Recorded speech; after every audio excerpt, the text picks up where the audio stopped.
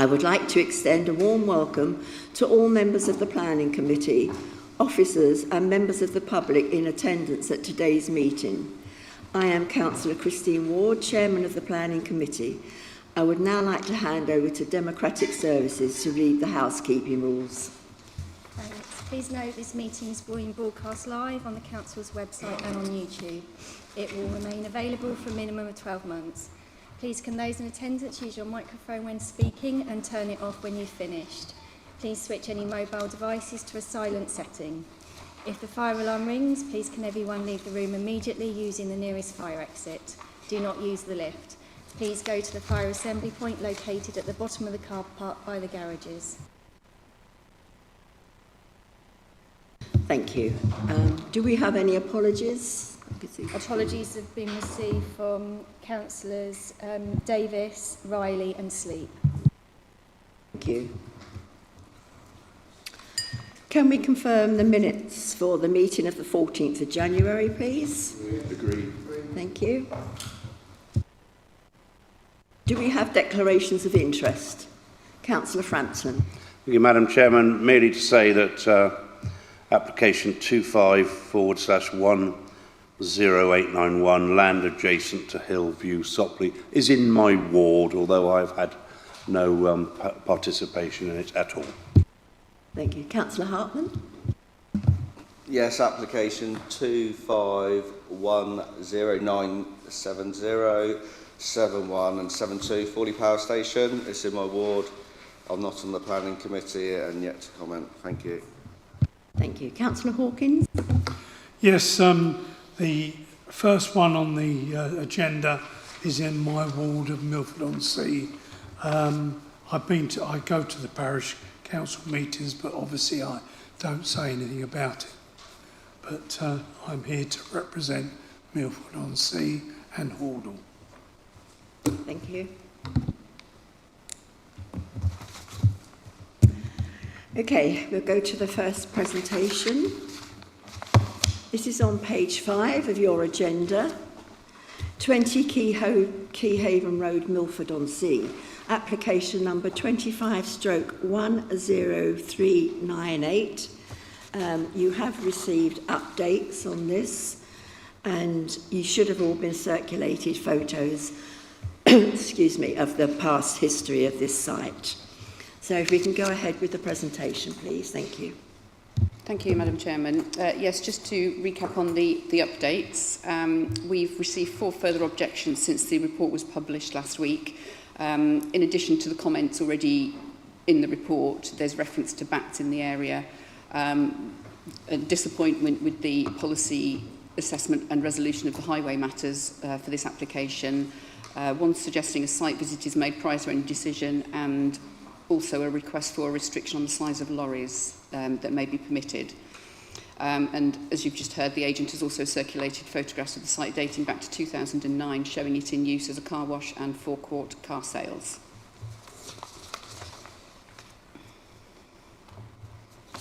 So moving on to the presentation, here we have the red site area, which is along the south side of Keyhaven Road in Milford. You'll see that we have it's labelled as Milford Trading Estate to the south there, but otherwise the site is surrounded by residential property. General location, and I'll just point out, here's the village green, and the majority of shops surround this location, and also we have this area here is the village public car park.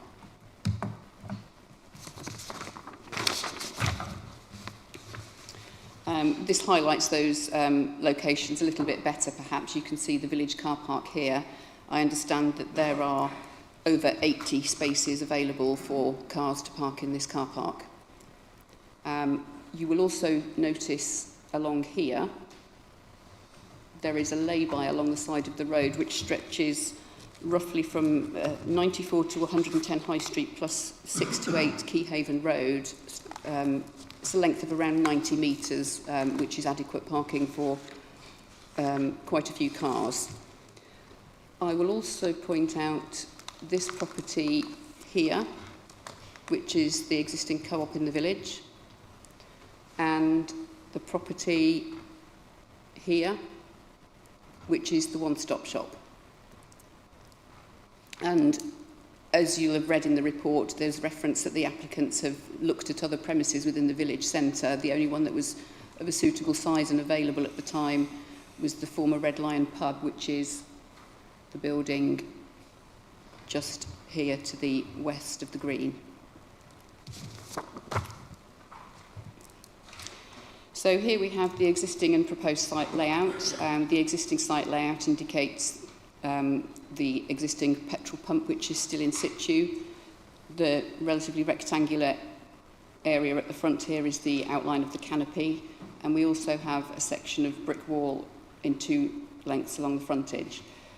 The canopy, obviously, and petrol pump will be going, and there will be a single length of wall along the front as part of the proposals. So the existing and ground floor plans, the proposed ground floor plans even, you'll see that there's no change to the footprint of the building at all. There's some obviously internal alterations, but no change, no extensions proposed.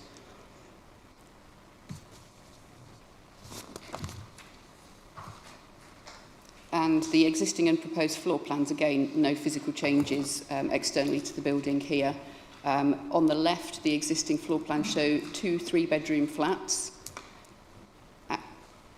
with, oh gosh, if I can get my cursor to work, there we are.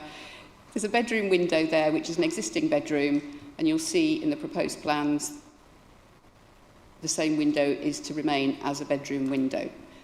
The proposal refurbishes the 2 flats upstairs, and we would still have 2 3-bedroom flats. Another thing I will point out is that in the existing layout at the moment, there is an extra staircase in this room at the back with a hatch through to a roof terrace, which would be removed as part of the proposals, with the opening being maintained as a roof light.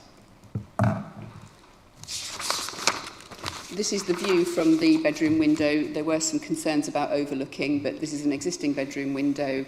It overlooks small areas of the rear gardens to the new converted properties within the old White Horse pub, and largely overlooks the parking area of that property. These are taken from the windows in the front projection of the building, looking across the existing canopy. So this is the outlook that those flats have at present. So obviously, with that canopy gone, those flats would have a much better outlook.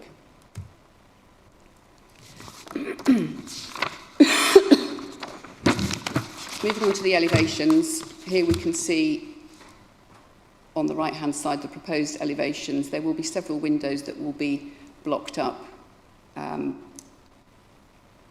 In the front projection here, in the eastern elevation here, there's a door being removed below that long staircase window.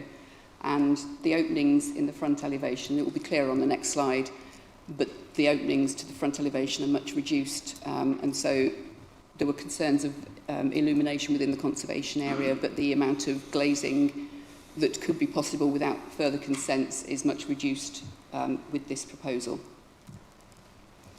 So, just to confirm, we have 3 large openings at the front at present. One of them is significantly reduced, and there are larger gaps of solid masonry between the other 2 openings. We have no openings ground floor level here. And there's also a window in the rear elevation being blocked up as well. So these are views towards Keyhaven. You can see number 22 Keyhaven Road in the centre of this photograph. This is also a listed building. You can also see that in the foreground we have double yellow lines opposite the site. Outside the site are single yellow lines where I believe the waiting restrictions are Monday to Saturday 9 a.m. to 6 p.m. And this also extends into Lawn Road, which you can see just on the left-hand side of this photograph.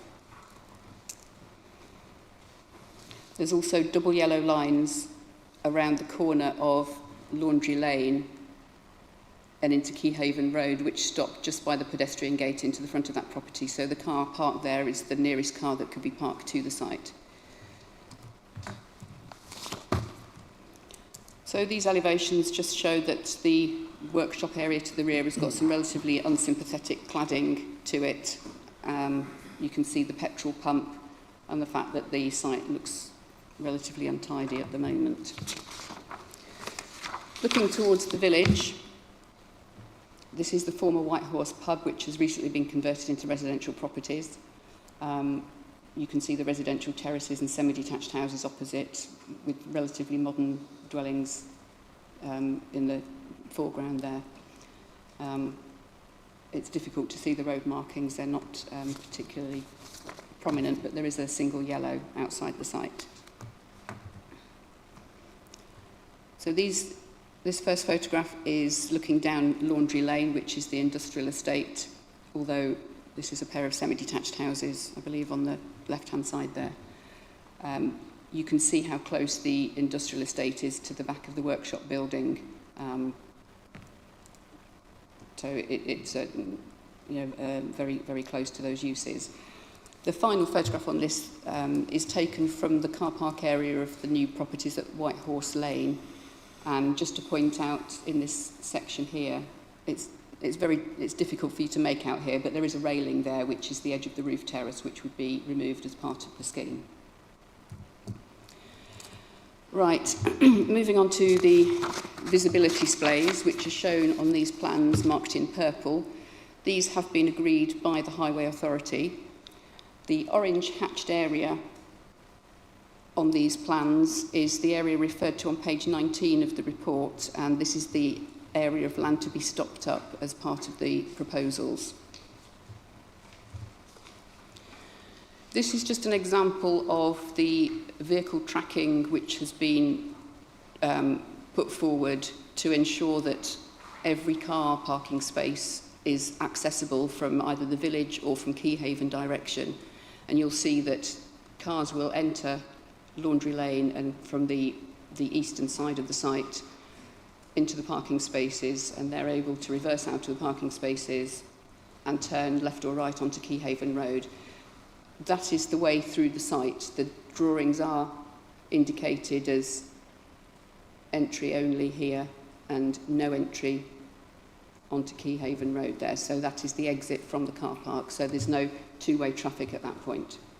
They have submitted vehicle tracking for every single space, but I thought just to show one of the central parking spaces would probably be less confusing with all the little diagrams. And obviously we've got the vehicle tracking for the delivery vehicles. Now this shows an 8.4 metre rigid vehicle entering the site. This is the maximum size vehicle that is anticipated that will be used for this particular site. The vehicles will approach from the village and drive into the forecourt, reversing into the bay, before then leaving in a forward gear and out through Laundry Lane. So the delivery vehicles will be the only vehicles leaving the site via the corner of Laundry Lane. And as they're going in a forward direction, then they will have good visibility. So the recommendation, having regard to the development plan and national policy as a whole, the proposed Class E use is considered to be an acceptable use for this redundant building. It's been satisfactorily demonstrated that the parking and delivery spaces will be accessible and should not adversely affect highway safety. The proposal offers benefits to the site through the loss of the unattractive canopy, petrol pump, and several windows which would otherwise have an impact on the conservation area. Thank you. Thank you very much. We have speakers. We have Mr. Chris Mill. Is it Mill? Okay. You'll have 3 minutes. Dr. Stephen Stotsbury and Mrs. Jennifer Hume, you'll have 3 minutes between you. You need to decide how you're going to split that. And Councillor Bernard Bennett, you also have 3 minutes. Okay? So if you'd like to start, Chris Mill, thank you. Thank you, Chair. Good morning, members. My name is Chris Mill and I'm an Associate Director at Pure Town Planning. I'm a Chartered Town Planner and former Planning Inspector, and I wish to use my time today to respond to the 2 main areas of concern that have been raised by the Parish Council and local residents, and explain why I feel that members should support the officer's recommendation to grant permission. Issue 1 is principle of development. Despite being vacant, the lawful use of the site remains as a petrol filling station with a small convenience store and a separate MOT workshop and car garage, which included forecourt car sales. It is against this context that you must assess the application. The proposal will bring the site back into viable employment use and provide a new convenience store which will benefit the local community by providing residents with a further choice of goods. This will allow more people to shop locally and reduce the need for car trips to larger stores elsewhere. This will be especially important for those with mobility issues and elderly residents. The application is supported by a sequential test, which demonstrates that there are no other sequentially preferable locations for the store in this area. In addition, the applicant commissioned a detailed retail impact assessment, which robustly demonstrates that there is surplus capacity within Milford-on-Sea to support a new store. The figures within this document are purposefully conservative and do not take into account retail spending from tourists and future residents at the forthcoming 170 home development on Manor Road. For these reasons, the proposal would not result in a saturation or over-provision of top-up retail options in Milford-on-Sea. Therefore, the proposal is wholly compliant with the development plan. I recognise that existing retailers in Milford are opposed to the scheme, but the planning system exists to manage the use of land in the public interest and not to protect individual businesses. And members will be aware that increased competition between retailers is not a planning matter. Issue 2 is highway safety. The applicant has worked closely with the Highway Authority throughout the application process to ensure that the proposal would not give rise to unacceptable impacts. This has included detailed design review work, traffic surveys and the commissioning of a road safety audit by an independent assessor. The development before you today is the result of months of hard work between the design team and council officers. It provides a suitable amount of car parking and allows for safe deliveries in a designated loading area off the highway. In addition, to manage traffic flows in a safe manner, a one-way system is proposed as part of the scheme, which is a marked improvement upon the layout of the previous use. For these reasons, the Highway Authority is satisfied that the proposal is acceptable and no highway objections have been raised. So members, to conclude, this application has been thoroughly assessed by your officer, who has found the proposal to be acceptable and in accordance with the development plan. Therefore, I hope you agree with her recommendation to grant permission and vote in favour of approving this scheme. Thank you for your time today. Thank you. Dr. Stephen Stotsbury and Mrs. Jennifer Hume, how are you going to split your time? I'll speak first and then I'll follow on. Thank you. Okay, thank you for this opportunity. Many local residents believe that the transport statement is inadequate because it's based on traffic data only obtained from January 2025. In her report to this committee, the officer dismisses requests for the survey to be repeated during the busy tourist season, claiming that holiday traffic using Keyhaven Road would occur outside of the normal peak periods when there'd be likely to be less traffic on the road. This is a misconception, and it's not supported by the data presented in the statement, which do not show rush hour peaks, but rather a consistent flow of traffic between 8 and 5 p.m, actually peaking around noon. This is much more likely to be affected by seasonal factors, and consequently the council must require traffic volume data from the summer tourist season before approval is granted. The delivery management plan should also be amended. I conclude the committee has insufficient data to make an evidence-based decision today. Thank you. Thank you. Good morning, everyone. My name is Jenny Hume and I live in Milford-on-Sea. Keyhaven Road is narrow and already extremely busy. A convenience store would bring more traffic with delivery lorries and cars, and it would become even more congested, making it dangerous for pedestrians, cyclists, and particularly for the school children who are picked up and dropped off for the school bus just past the entrance. Parking. The proposed parking at the site is insufficient. Parking standards would recommend 3.8 spaces for the flats, whereas only 2 have been allocated, and 17.8 spaces for the store, and only 8 have been allocated. Impact on the conservation area. The site is situated in the eastern end of Milford-on-Sea Conservation Area, which focuses on preserving the village character. It is surrounded by Grade 2 listed buildings, the White Horse Cottages, boundaring the site, Carrington Farmhouse and Carrington Grange Garden Walls opposite. The addition of this modern convenience store within the area does not comply with the intended philosophy to protect the historic, architectural and special character of the village.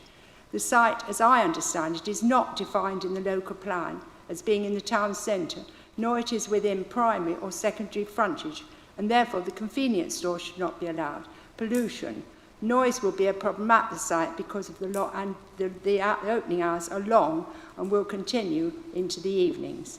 Although the policy is to retain and create employment, and convenience store will not create more jobs, the existing shops will close and staff will just relocate to the new store.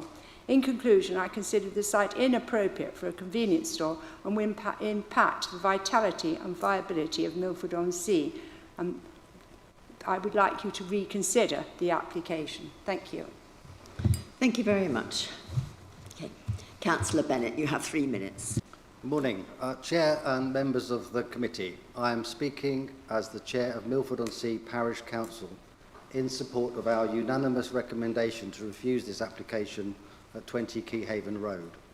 Whilst we acknowledge the officer's work, the Parish Council believes the report significantly underestimates the real and lasting harm this development would cause in a sensitive and predominantly residential and conservation area.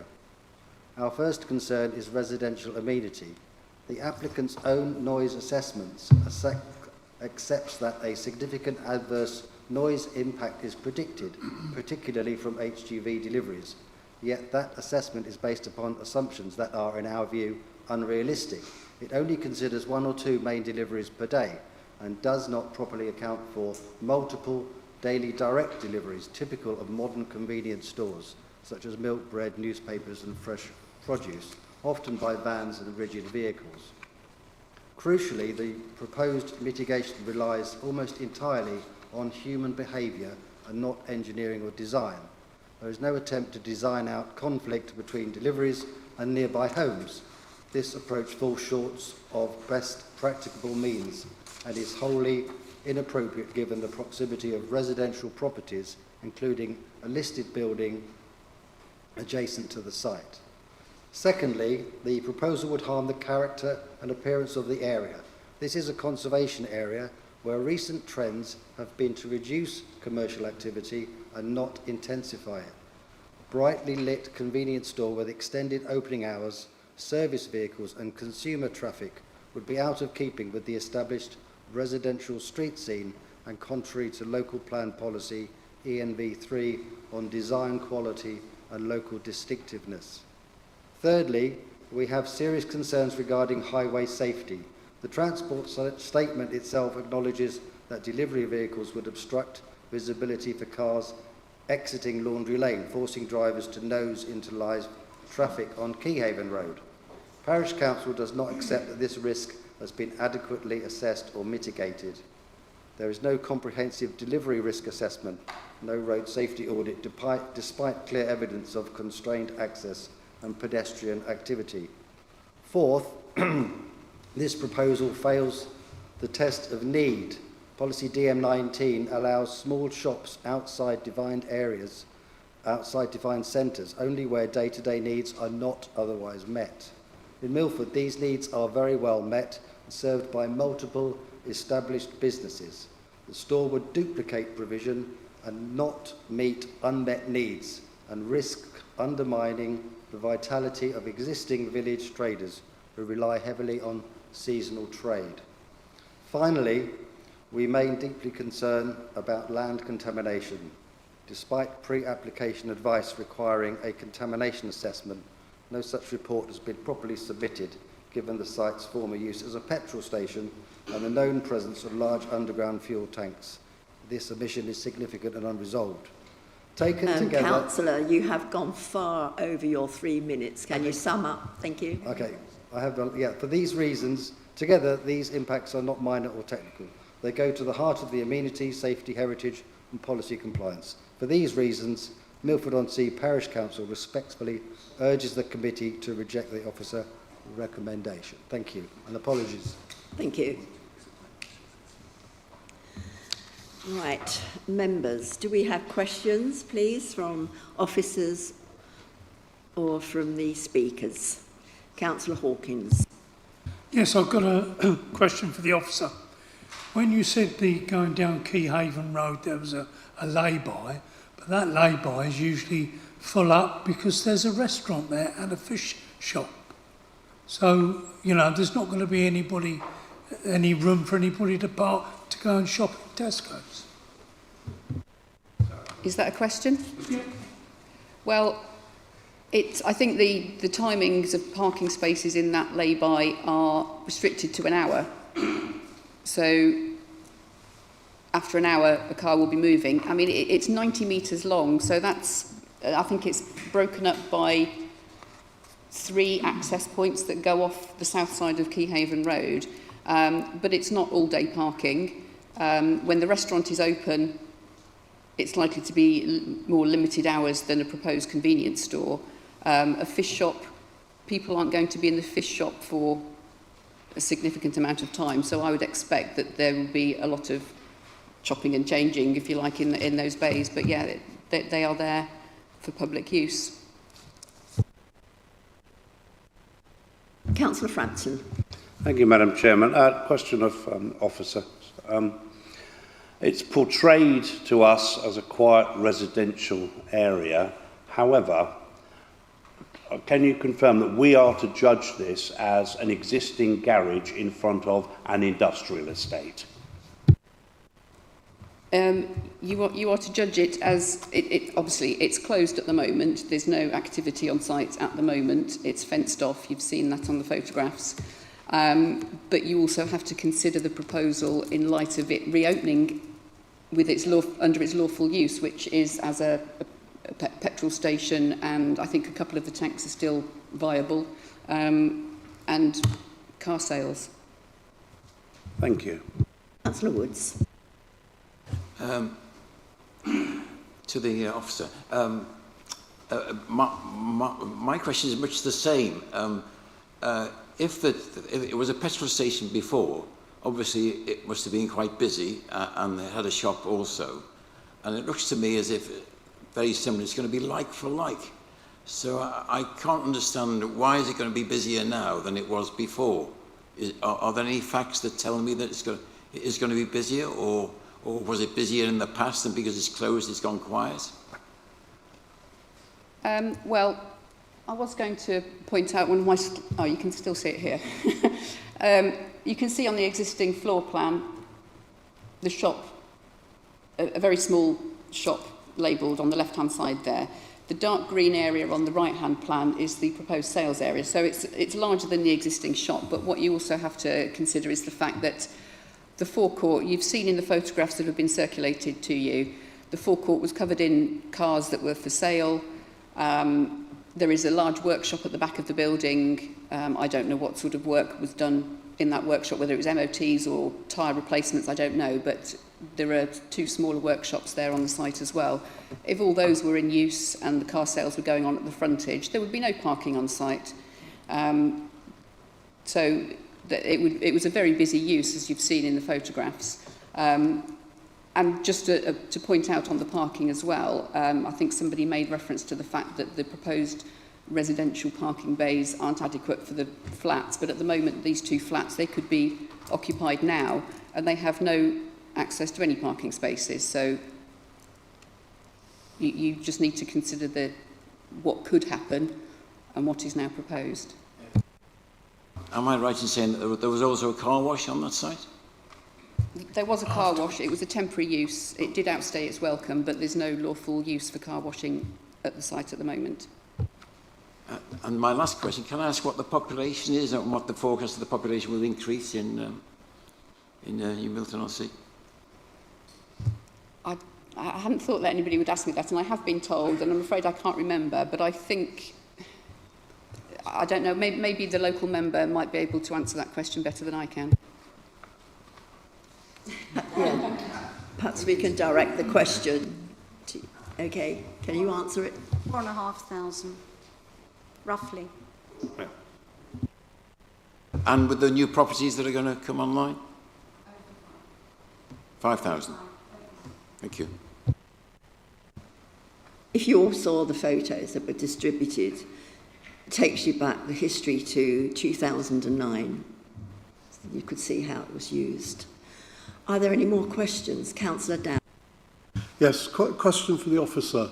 In the conditions, there are comments about mitigation for contamination on the site. Can you just expand on that, really? What is intended to happen as part of the development to cope with that former use? Right, well, the set of conditions relating to the contaminated land are a relatively standard set of conditions that Environmental Health will request in situations where there's known contamination. And basically, an assessment will need to be done to work out the extent of the contamination that's present at the moment. Once that has been agreed, they will then have to work out a remediation strategy to get rid of it, keep it at bay, whatever. That also has to be agreed by Environmental Health. The works will have to be then implemented in accordance with that remediation strategy.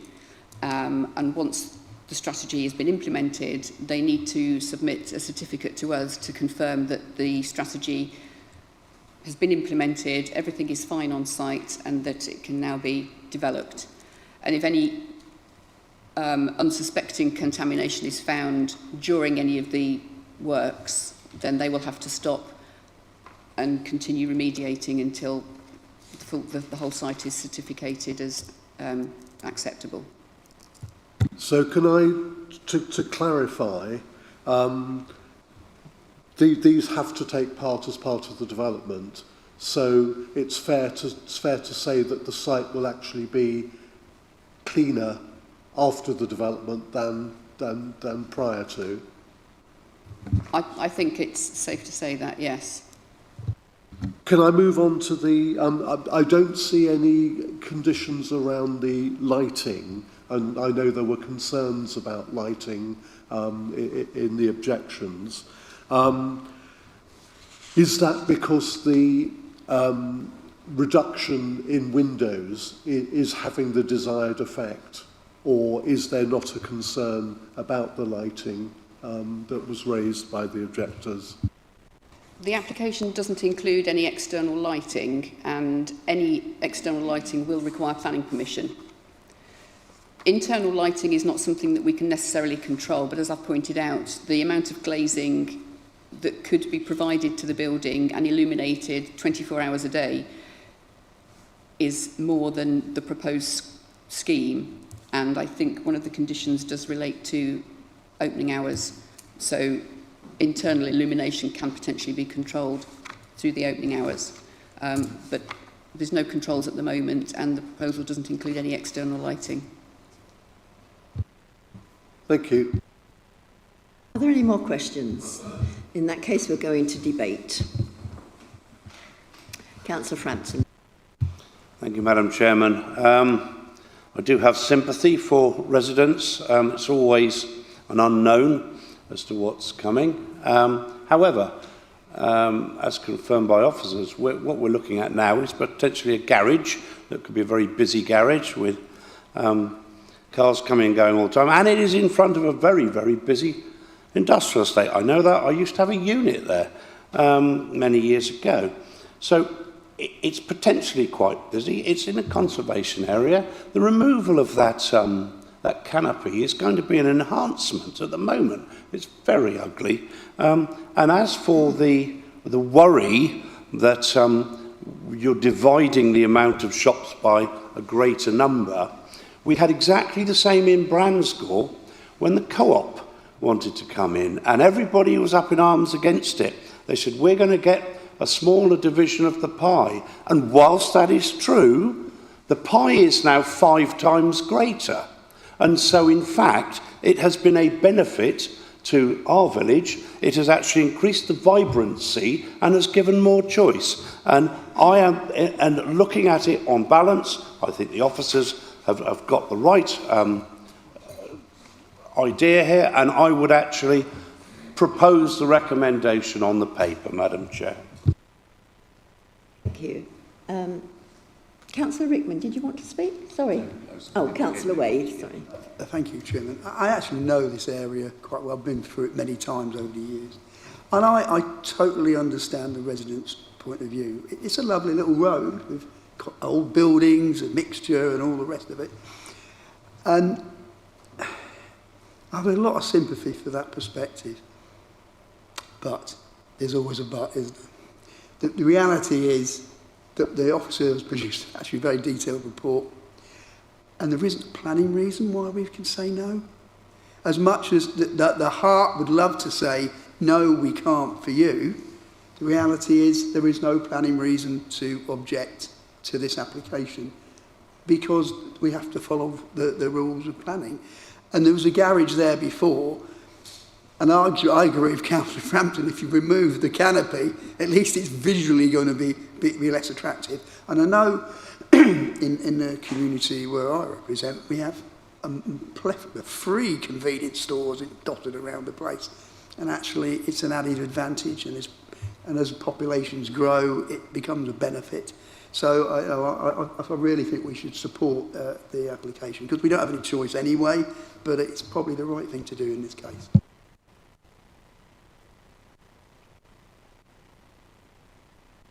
Councillor Hawkins. Thank you. This particular application is a load of rubbish. We shouldn't be supporting it because the people of Milford are really upset with the whole thing, and they've come up with some fantastic reasons why we shouldn't have it. We've got a Tesco superstore in New Milton, and most people from that area, if they want to go to Tesco's, they come there. Why have a Tesco's outside of the village where most of the shopping areas are? It's a lovely little village with loads of lovely little shops, and it's so busy. During the summer, it's even busier, and you have a hell of a job to get in there. And going down to the Keyhaven Road, as it says Keyhaven, there's another big spot where people go to. They go down to Keyhaven. Now, the houses down just past the garage, there's houses on both sides. There's parking on one side all the way down. So you can't go down when there's another car coming. You've got to wait for each other. So therefore, the traffic gets really clogged. There's also a caravan park just down there, round the back. You know, it generates a lot of people. We don't need another store. It's going to affect the stores already in Milford, the village stores, the small village stores where you pop in. It's a village, you know, and it gives you that village. We don't want bloody great commercial Tesco's in there because, you know, it ruins the whole place. And it'll have massive lights through goodness knows how long. It's just a terrible, terrible idea. And sorry about Mr. Chris Milley, is it? I don't agree with anything you said. You obviously want to push it because you're getting paid. And I think what you've said is absolutely ridiculous. And the people of Milford-on-Sea do not want it because of very, very good reasons. And my friend over there, Councillor Frampton, it was Mr. Wade, Councillor Wade, he said about there's no planning reason. There is a planning reason to say no. Thank you. Right. Okay. Does anybody else have anything? No, sorry, I can't come back to you. Does anybody else have anything to say in this debate? Okay, I can now come back to the speakers. So first of all then, Mr. Milley, can you 1 minute to respond? Thank you, Chair. A lot of the comments are related to highway safety, and I think the debate has covered a lot of the issues that I was going to use my time to go through. But as you've heard, the lawful use of the site was a busy petrol station that had deliveries of fuel and goods every day, and the MOT workshop would have had, you know, car parts coming in and out on a daily basis. So I think that needs to be taken into account. In terms of parking numbers, the convenience store will have 8 parking spaces, and typically customers will use the space for 5 minutes, so there is a high attrition of cars in and out using the same spaces, so you don't need to have a significant number of parking spaces to serve a store of this nature. In terms of the conservation area impacts, we've heard from some of the objectors that it's going to harm the conservation area. I can't see that at all. I mean, the legislative test is whether a development preserves or enhances the conservation area, and clearly the removal of the canopy and the renovation of this building can only be seen as an enhancement. And the final point about lighting, this application doesn't include any details of the signage. That would be for the retailer to submit their own advertisement consent application, and that would be able to be controlled by the council, including levels of illumination. When you wind up, you have that's over all your I've got to minute. say. Thank you very Thank much. you. So you now have a minute between you, Dr. Stephen Stowesbury and Mrs. Hume. Do you want to split it, or is one person going to? I just want to point out that the point has been made about the existing garage. When it was a garage, since then there have been a number of developments built nearby, so we're in a different situation. And you do not have data from that important summer period. You must have that before you take this decision, in my view. With respect, the co-op in Bransford is amongst all the other shops, whereas this development is away from the centre where all the other retail outlets are. So I don't think it's a fair comparison. Thank you. Mr. Bennett, you have 1 minute to respond. Okay, thank you. I've been listening to the debate, and I think one of the areas that I've picked up on is that some of the councillors have said, well, this is like for like. It's a petrol station and a retail store over 10 years ago, I believe, and there are a lot of the changes that have happened around. So I don't think it should be compared on a like-for-like basis. It's a very different scenario. It's a much larger convenience store and a different business model to what it was before. So I would like to emphasise that. So that would be my key point that I've heard this morning. Thank you. Thank you. It will have to be judged on its own merit, its own planning merit. Thank you. Councillors, we now go to the vote then. The recommendation is to grant subject to conditions. This has been proposed by Councillor Frampton and seconded by Councillor Wade. Can we now go to the electronic vote? Thank you. Should now appear on your screens.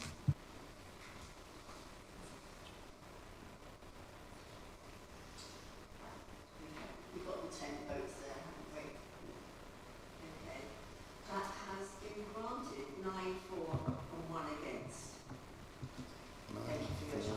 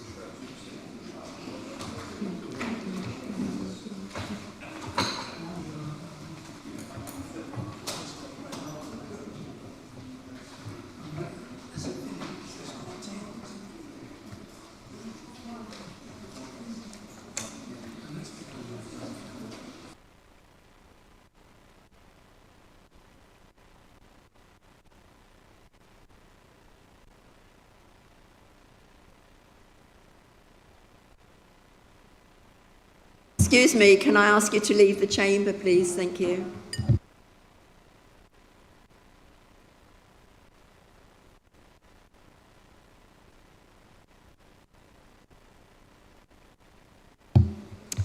Okay, we'll now go on to application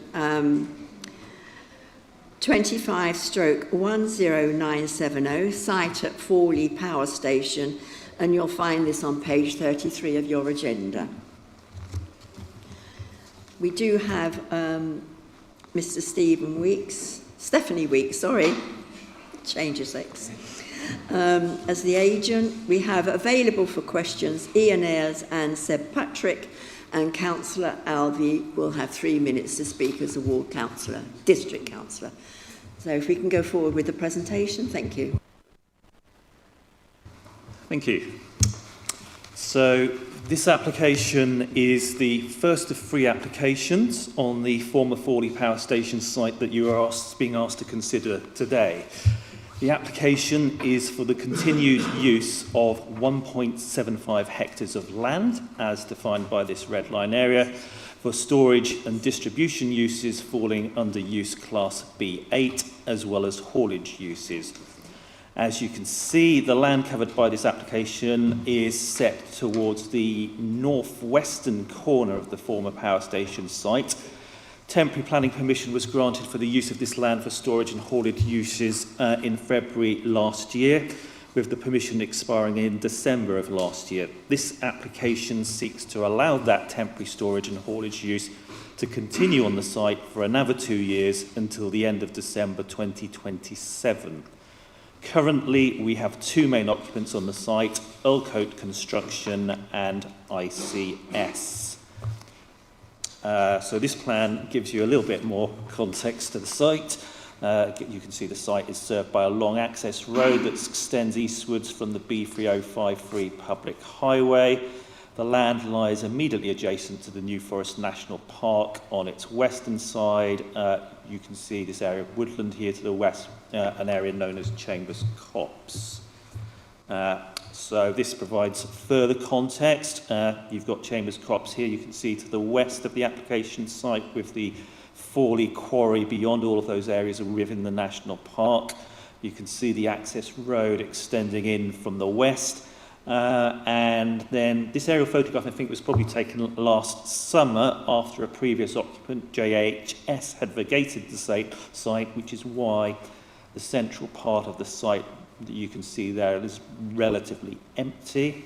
The site itself is laid to hard standing and ground areas are flat.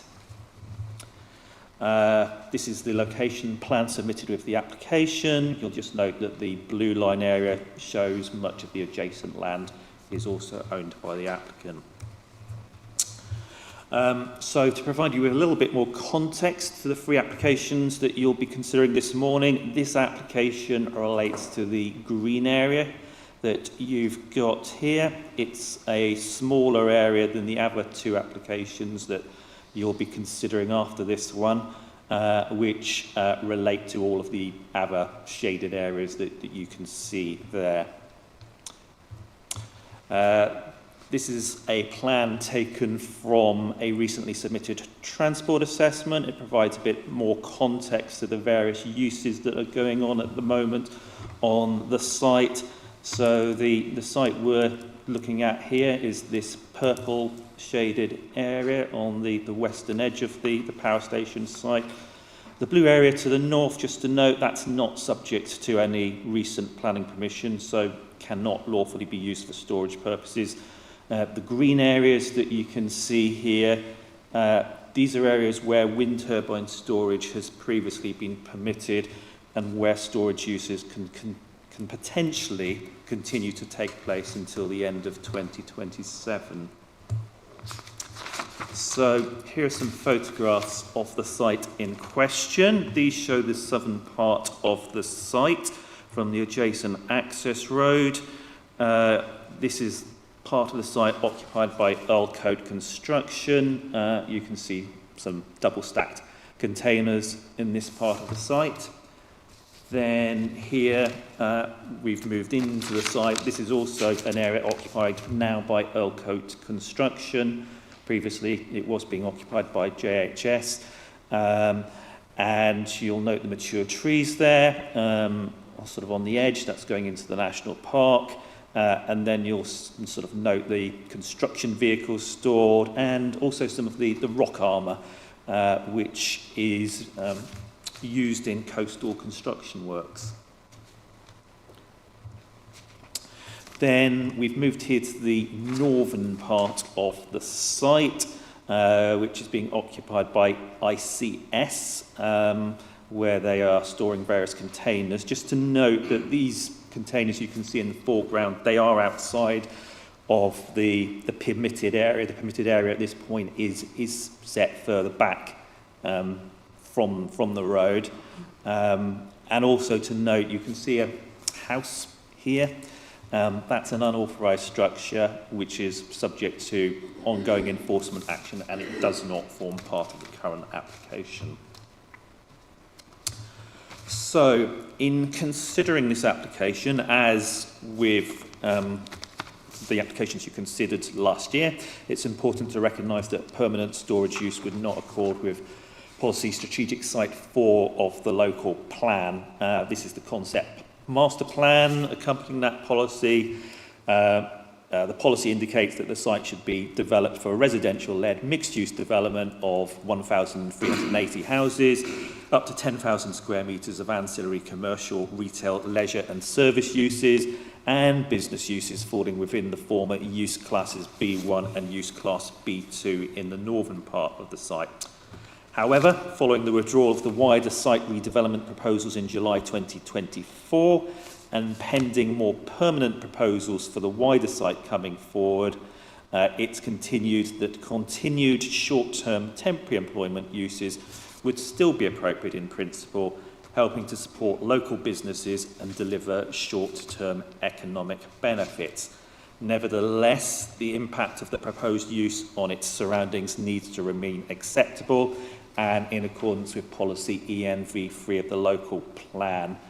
In this respect, there are three key impacts to highlight. Firstly, transportation impacts. So these were previously accepted by this planning committee in February 2025, at which time there were 3 occupants on this particular application site. Since then, the occupant with much the greatest transportation impact, JHS, have vacated the site. By comparison, it's understood that the 2 remaining occupants generate far fewer transportation movements. The Highway Authority have raised no objection to the application, and officers can see no reason to disagree with the expert advice of the Highway Authority and are satisfied that the transportation movements generated by the proposed development would not have a materially harmful impact on the safety and function of the local road network. Then a second key impact to highlight are amenity impacts. Again, these were accepted by this planning committee in February last year. At that time, there were particular concerns about noise from heavy vehicles going to and from the site early in the morning, associated particularly with the company JHS. A condition was duly imposed restricting operational hours to between 6 a.m. and 6 p.m. on weekdays and between 7 a.m. and noon on Saturdays. The previous occupant, JHS, struggled to comply with this condition, so vacated the site in June of last year. The space that they have vacated has been filled by Earlco Construction. There is no compelling evidence that either the remaining 2 occupants of the site are generating transportation movements at times or to a degree that is materially harmful to residential amenities. The Council's Environmental Health Officer has raised no objection to the application from a noise and amenity perspective, subject to a continued restriction on operational hours in line with what was previously agreed. And then the third issue is landscape impacts. The site is adjacent to the New Forest National Park. However, the site is not readily visible from public viewpoints within the national park. The landscape impact was considered acceptable by this committee last year, and it's not considered allowing the use to continue for a further 2 years would be materially harmful in terms of landscape impacts. This plan indicates that container storage on this area would be no more than 2 containers high, set against the visual buffer of Chambers Copse. The continued storage on the land would be visually acceptable, subject to a continued condition that container and related storage be no more than 2 containers high.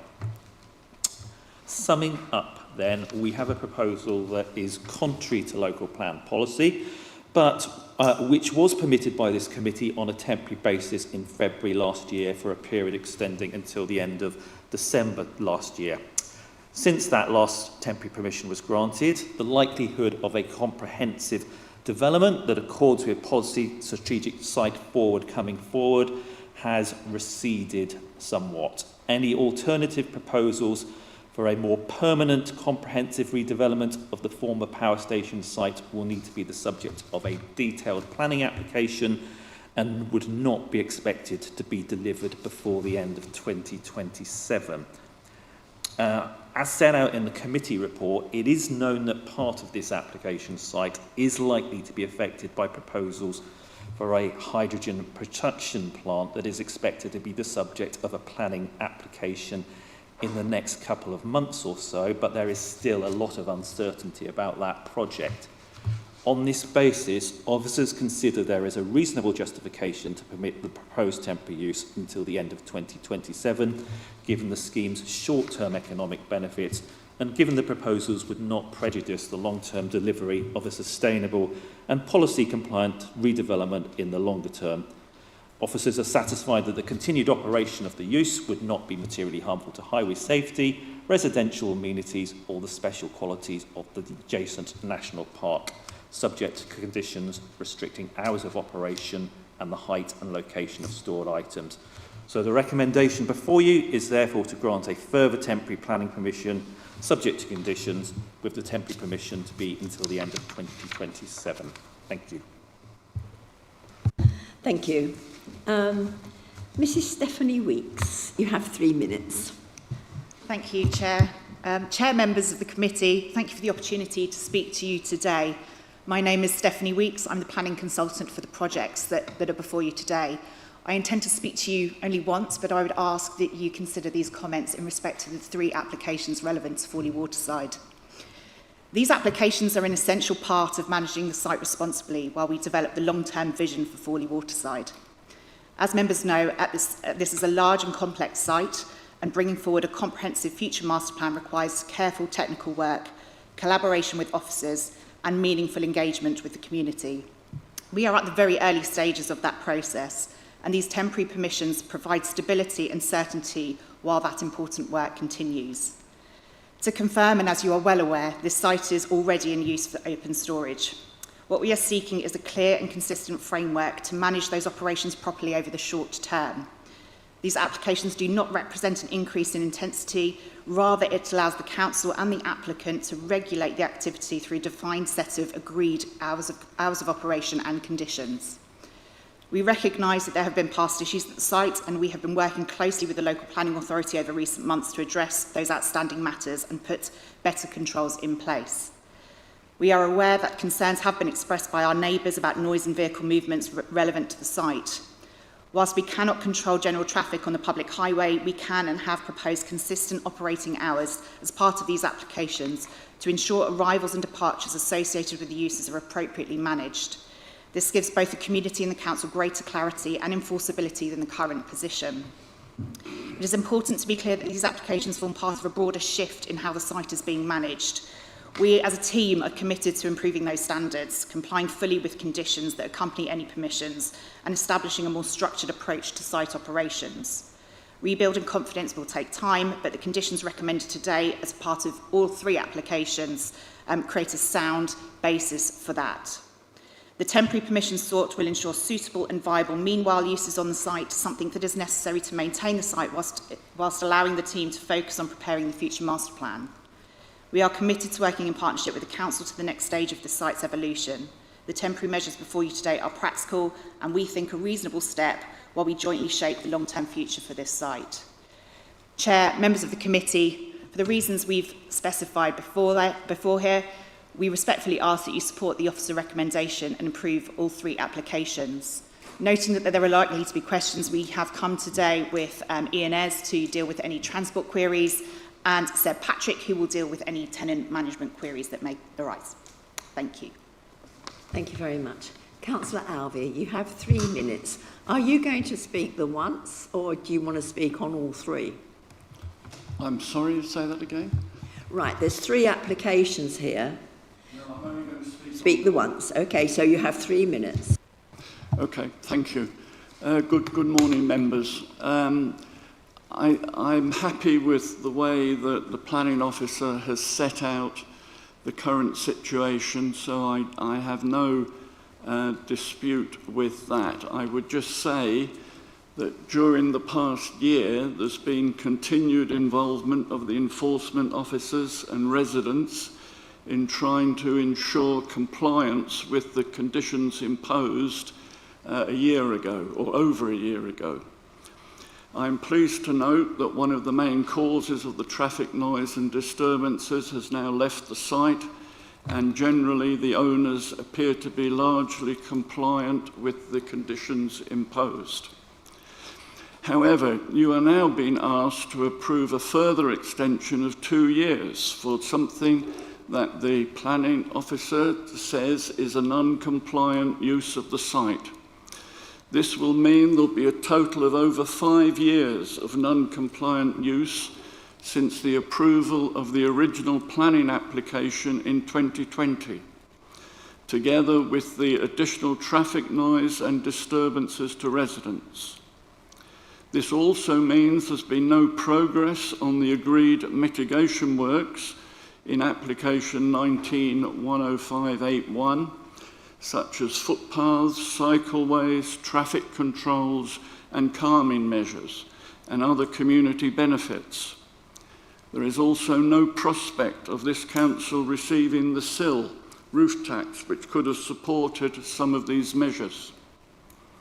The officer's report refers to an understanding that the current site owners do not intend to pursue a residential-led development of the site due to viability issues. No evidence supporting this stance has been put into the public domain. I still believe a residential-led development with some light industrial use is the best use of the site and will relieve pressure on forest land elsewhere for housing. It will help to prevent the continuing industrialisation of the South Waterside. In my opinion, these applications are making a mockery of the planning process. What is to stop the owners coming back in 2 years' time with applications for further extensions? I would request that you reject these applications and replace them with, in my opinion, a 6-month extension, which gives the owners ample time to put together a submission for the permanent use of the site. At this time, you can then either accept this planning application with conditioned temporary use until the permanent use is complete, or reject it. Thank you very much. Thank you very much, Councillor Alvey. We cannot discuss at this committee your wish list. I know what you would like to see for the future. We have an application in front of us, and that's what we have to determine. Okay?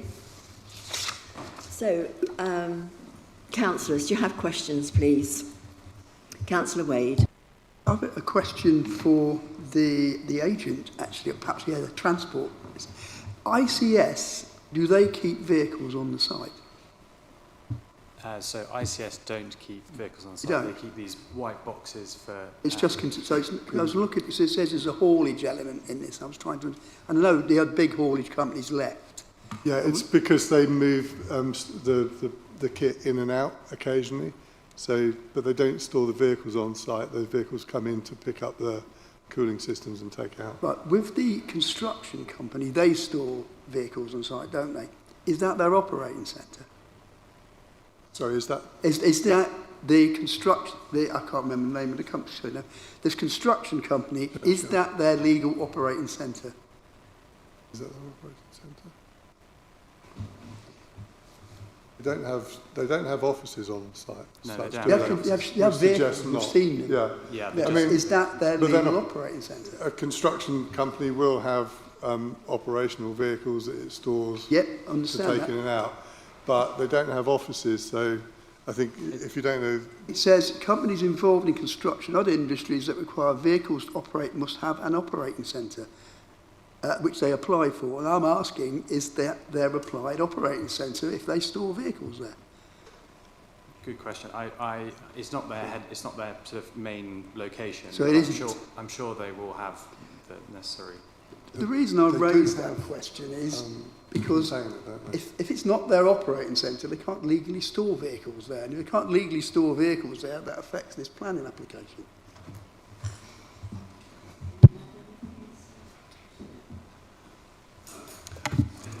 It is. I think that the key point is we're not approving users on this site. We're asking you to consider the use of the land. So it doesn't, yes, we know who is on the land at the moment, but it could be someone else. So you're being asked to determine whether a B8 storage and distribution use and a haulage use is an acceptable continued use, irrespective of who is the occupant of the land.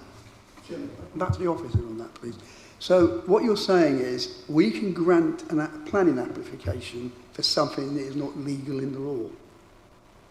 That's the point I'm trying to make. If they legally have to have an operating centre to store vehicles and they don't have one, how can we legally grant planning permission to that fact? It's just the question, really. If you say it is, then fair enough.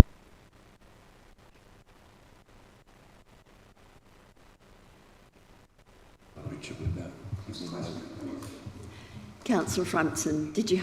If I can just perhaps help, having obtained a transport manager's licence, and you've got one, you know as well as I then that an O licence, an operating centre, is only for lorries, not for heavy plant. It's only for lorries, an O licence. And I happen to know that the main operating centre is at Fordingbridge. For Earlcote, yes, that's where they're based, yeah. But you can have an operating centre anywhere for your lorries if that's where that lorry operates from. Okay, does that answer your question?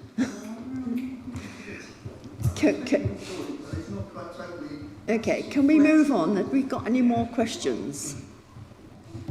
Any more questions? In that case, we'll debate. Does anybody have any? Councillor Hart? Yeah, we granted this for temporary. There's nothing temporary about it. There's one company leaves, another one comes in. They were operating a year before they put in the planning application we granted last year. And if we accept this, that's 4 years. There's nothing temporary about that. So I won't be supporting this. Thank you. Councillor Wade? Chairman, I have a lot of sympathy for Councillor Alvey's position, actually. I think he's absolutely right about this whole thing and the point that has just been made there by Councillor Hartman. They're not doing anything with this land at all, and we're granting temporary. This is the second one. There'll be, I don't doubt there'll be another one when this one runs out, unless the applicant gets to grips with it. They don't want to put houses there because they don't want to pay any 106 money and SIL money. So, you know, there's loads of reasons why this is not an ideal centre. I don't think we should be granting temporary planning applications on strategic sites that should be properly planned for the benefit of the residents of the New Forest. And I think that's really, so I don't support it. Okay, can I bring Mark in? Chairman, members, thank you. Good morning. Just to pick up on that last point from Councillor Wade, and you've heard from the speakers this morning as well about the applicant at Fawley Waterside looking to deliver a scheme within the coming year, hopefully, and they're working with officers and with the community. Going into your report, you'll see on page 39, paragraph 1014, the case officers there have set out that there's no realistic prospect of a permanent proposal coming forward in the immediate future, so the 6 months perhaps the local member has made reference to. But we're working with the applicant, we're working with the Fawley Waterside team to deliver something in that more medium term. So within the next 2 years, we would be in a position where we could review the site, hopefully with a new master plan for the application site and a new proposal to deliver something at Fawley. Staying in the report and going back a page to page 38 and right to the top, paragraph 10.8 looks at the matters of when you can consider a temporary permission. There's reference there to the planning practice guidance, and the planning practice guidance sets out that we can use temporary permissions, more than one, when it's appropriate to enable longer term proposals to come forward on the site, a meanwhile use. And I think the agent even used that phrase, meanwhile use, in her deputation to you. So I accept there's been a temporary permission, and this is asking for another temporary permission.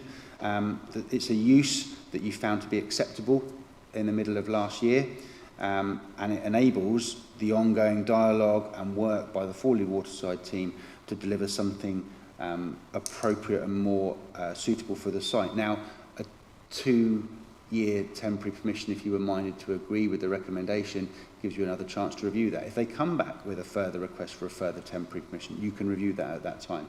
I'm hopeful we won't get to that point, and this is an opportunity to rationalise the site, as you heard from the agent. But I'll just take you to those 2 paragraphs, 10.8 and 10.14 in your report, that hopefully provide the clarification. I listened to the officers. Obviously, it was always excellent advice, but he did say we can grant temporary things when we feel it's appropriate. So it's a judgment call. Are there any more questions? Councillor Frampton. Okay, we're going to debate. Councillor Frampton. Thank you, Madam Chairman. It can be quite an easy out to just keep having continued temporaries, and I know that whilst PPG does say we can, I believe, going back, it also says that it's not advisable to keep relying on them and just keep going out ad infinitum, and it was sort of frowned upon. Councillor Elvey is right in that there seems a bit of an impasse here, and there seems to be from the applicant that they are making headway. Well, I would like to perhaps propose an amendment to this application, that we grant a temporary planning permission for just 12 months, not the 2 years, because they should know in 12 months where it's going, and I believe that fulfills everybody's desires, that it does give a bit of urgency to it. It does show that we don't want it left like this, but it does not kick anybody out. So I would propose an amendment that we give planning permission temporary for 12 months. Right, let me just hand back to officers. Who's going to answer this one? So members, yeah, it is within your power to seek to change the condition if you so wish. I think the only point I would make as case officer is that in 12 months I would expect them to come back with a further proposal to extend the temporary permission, because I do not see that within 12 months there will be a planning permission for the comprehensive redevelopment of the power station site that is ready to be implemented. Thank you. Any more comments? Councillor Dowd. Yes, this is a tricky one. Obviously, as councillors, we want the best future use for the site, for the community and for the forest. So, knowing that it is apparently a tricky one to get this development right, there is an argument that time is required for that. My biggest concern is compliance, and residents have had 2 years of problems with compliance. With the slides that we were shown today, we were shown that it was continuing to be a problem to comply with the regulations. So I think we need to be assured that enforcement of the conditions is actually going to be front and centre of this new application, because I don't think residents are convinced that we're taking it seriously at the moment. That's my big concern. Thank you. Thank you very much. Councillor Rickman.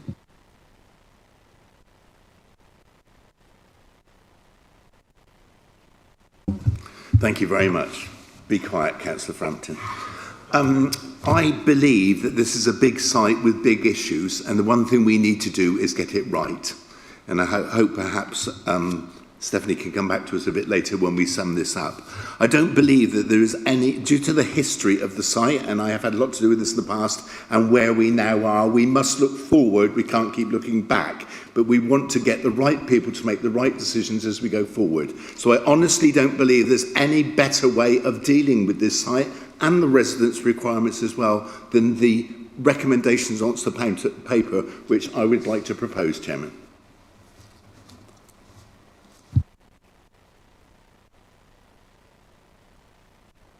Yes, proposing the recommendation on the paper. Hartman. I'd like to second Councillor Frampton, as well as with Councillor Alvey. JHS were the major problem. They were Yeah, we do have a proposal on the table. No. Neither have been seconded. Mine's now been seconded. It was an amendment. Mine's an amendment. Is there a seconder for Councillor Rickman? Yes, I'll second that. Thank you, Councillor Richards. Does anybody else have anything to say? Councillor Hawkins. Yes, I look at this way. I think the idea of a year is much better than 2 because it focuses the situation on that land. It'll force those people to come up with a proper plan to build houses. Okay, Councillor Wade. Chairman, I'm still a bit dubious about the operating centre question, but we'll park on that one because I don't think you're right. But I'm going to support the amendment because I believe, okay, we're not to quote your phrase, we're not chucking them out, but we are focusing the mind of the owners that they should be putting through a permanent application. And I remember sitting in this chamber expressing my concern about the other haulage company that left. And we're leaving this open for another company to come in, because if it's not application for storage, Fred's haulage could come in with 50 HGVs and take over this, which is something we should be cognizant of. So therefore, at least by giving it a year, it gives you an opportunity to change that if it goes wrong. So I support the amendment.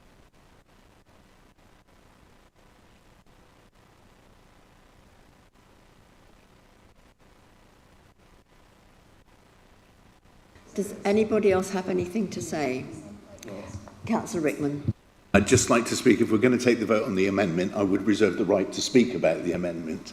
I really don't think a year is very long at all with, I'll say it again, a big site with big issues that needs the right decisions to be made going forward. And we've heard a lot about how the officers work in lots of different directions with the way this goes. And so I would not want us to be hurried to make a bad decision.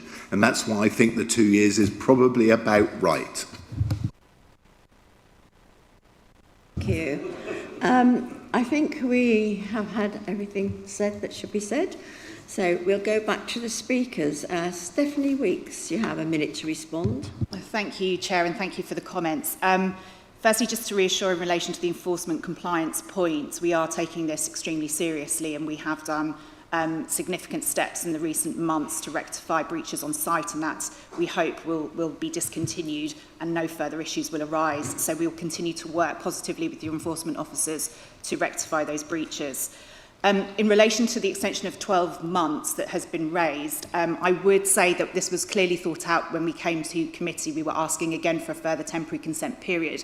The 2-year period, as has been suggested, has been set out on the basis that we will be in a position to have had an application submitted and hopefully determined, if not a long way through that determination process. So if members were minded to reduce to 12 months, we would be saying to you today that it is highly likely that we will be coming back to you.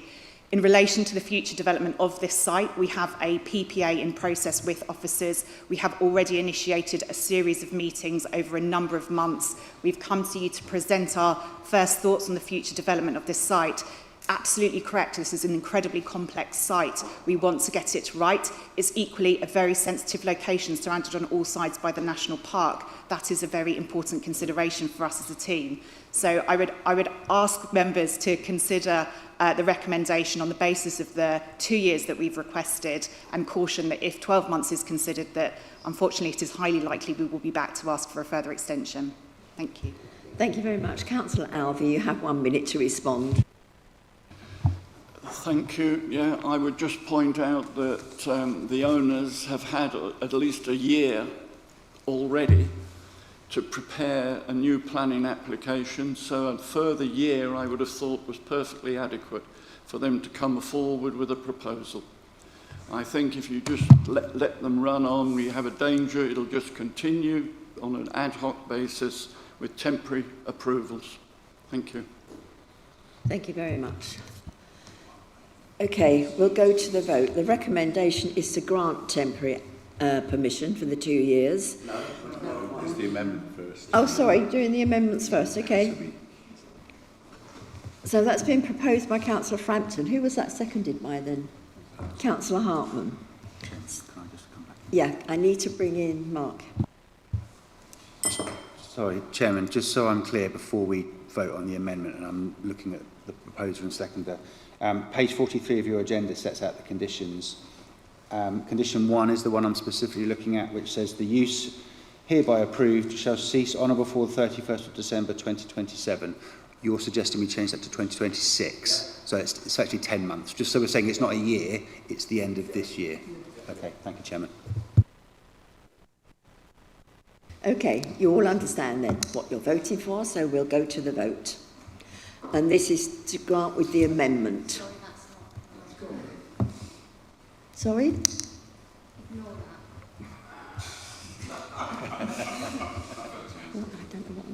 Can I just say this is to grant temporary permission with a proposed amendment which amends condition 1 to the 31st of December 2026. Okay.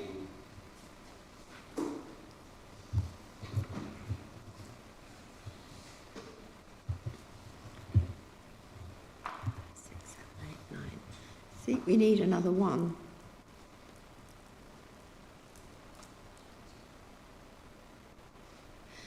Ah, there we are. Okay. So you voted to grant this temporary permission with the amendment. 6 for, 3 against, and an abstention. So that's been granted.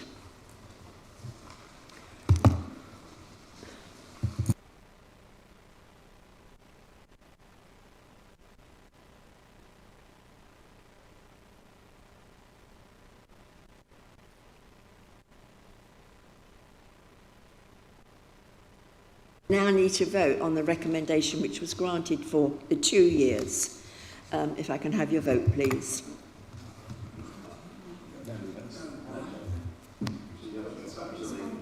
On the substantive motion. Oh, sorry, on the one here. Sorry, I'm getting confused here.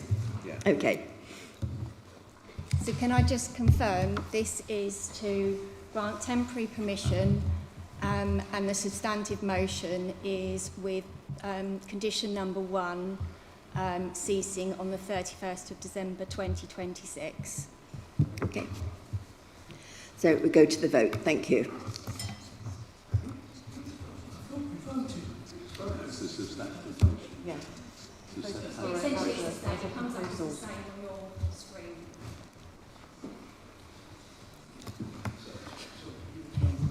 It's with... This is the rest of the motion. It was the amendment, so now it's the substantive motion. Correct. So it's got a proposed condition with it, the condition ending on the 31st December 2026. Correct.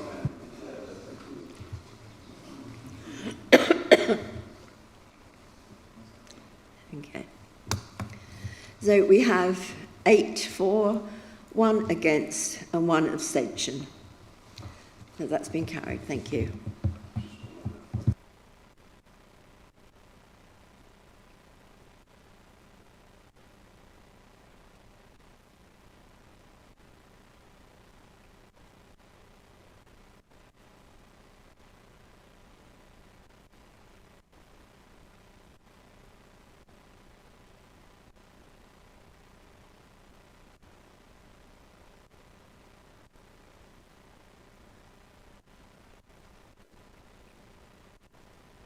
Right, we've got 2 more applications then to look at. You don't want to, do you want to speak? And Councillor Alvey doesn't want to speak. If I may, Madam Chairman, I assume that the previous vote would apply to the next 2 because they're very similar. No. No? Okay. No.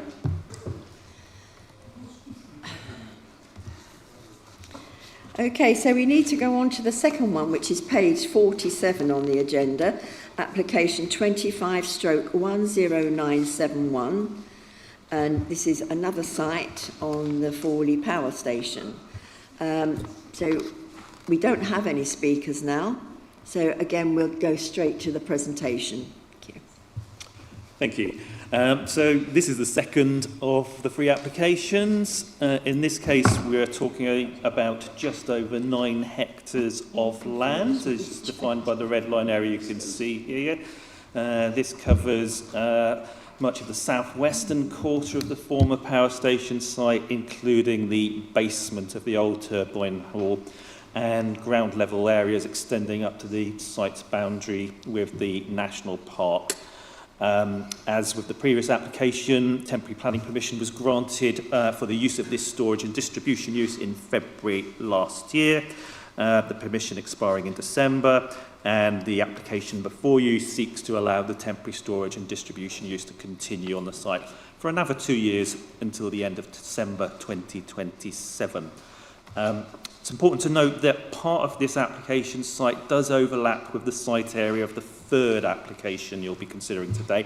So the southwestern parts of the site outside of the basement of the old turbine hall also fall within the application site area for the 3rd application.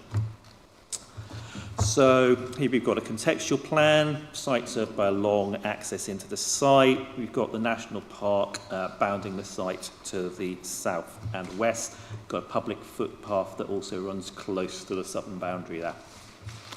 We've got the aerial photograph here. The site is laid to hard standing. The ground levels are flat above the turbine hall basement, and I'll show you some photographs in a minute showing that basement.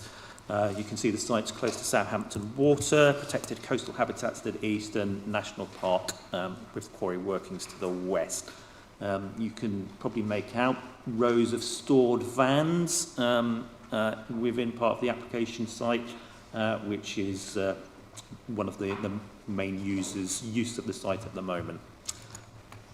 So, a significant part of the application site, as you've heard, is formed by the basement of the turbine hall. We have 2 occupants on the site at the moment. The main user at the moment is SJG, a local company based in Marchwood who import vans from China. Vans are brought into the site on containers before being stored on the ground level areas of the site until they are sold, at which point they are driven away. And then some of the empty containers are stored in the basement until being sold on. And then the second user is Snoozebox. They've been renting the northwestern corner of the basement since September 2023, where they store containers that are used as mobile accommodation units for large construction projects and events. And their use of the site is more low-key.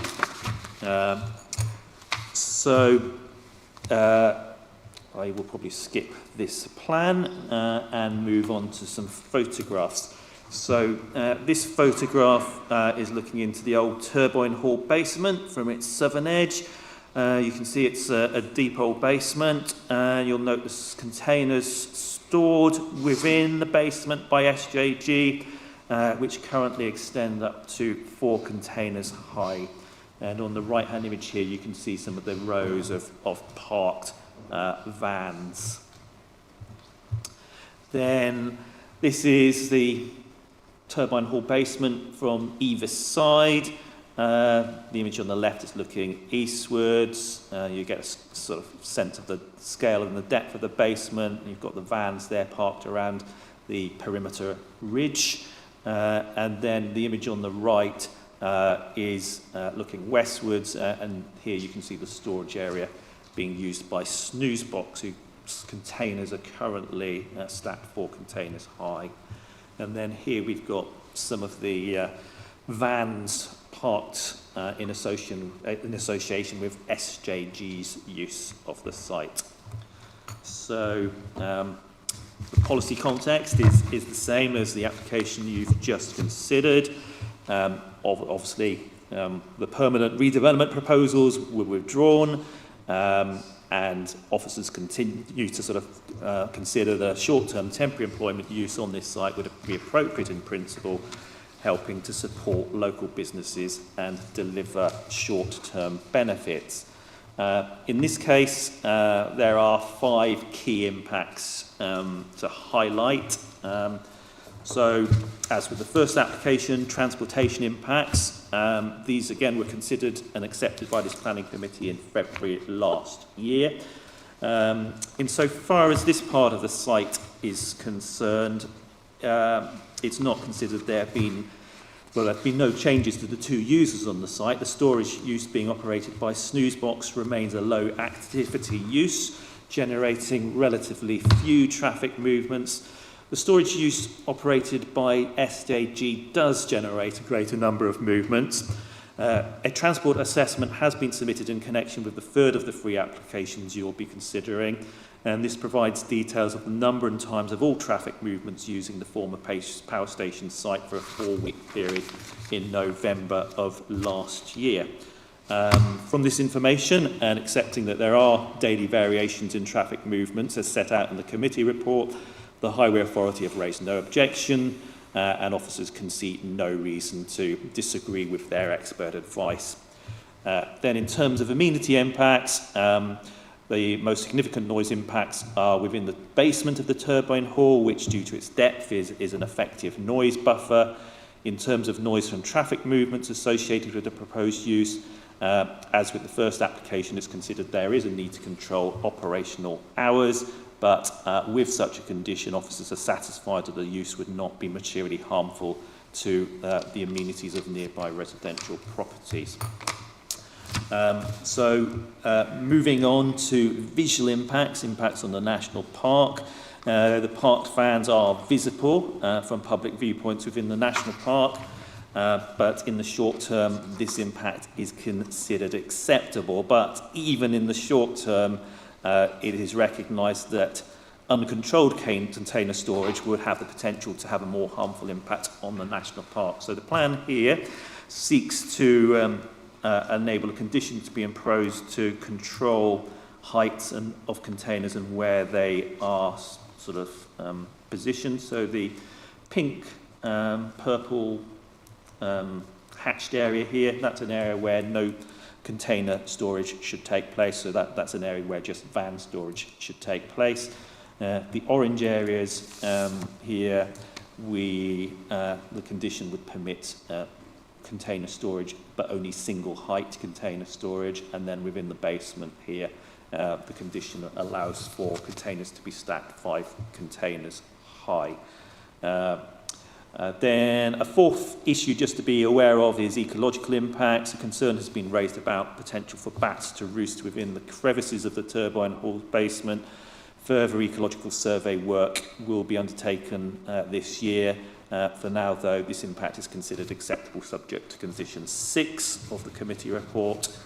And then just to note as well, 5th point, that small parts of the defined flood risk area of the site are within a flood risk area. But because we've only got a short-term planning permission proposed here, the flood risk associated with the development is acceptable subject to condition 7 in the report.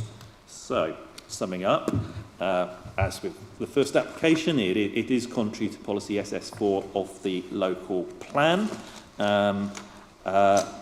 Since the last temporary permission was granted, though, the likelihood of comprehensive development that, of course, with that policy coming forward, has receded quite significantly, and alternative proposals for a more permanent comprehensive redevelopment of the former power station site will still need to be the subject of a detailed planning application. which is not expected to come forward until the latter part of this year, and would not be expected to be delivered any approved scheme before the end of 2027. And just to note as well, the 2027 note ties in with the permitted end date for the wind turbine storage use areas, which can be used for other storage uses as well. So on this basis, officers consider there is a reasonable justification to permit the proposed temporary use until the end of 2027, given the scheme's short-term economic benefits and given the proposal would not prejudice the long-term delivery of a sustainable policy-compliant development in the longer term. Thank you. Thank you. The speakers are not speaking again. So do you have any more questions, Councillor Frampton? Debate. Debate, okay. Yeah. Thank you, Madam Chairman. To show that we are consistent in our approach and to encourage the applicants to seek a permanent resolution to this land use, which is contrary to our current local plan, I propose an amendment to condition 1, which says it is hereby consider that temporary permission until the end of 2026. Thank you. Does anybody else? Councillor Hartman. I wish to second. Thank you.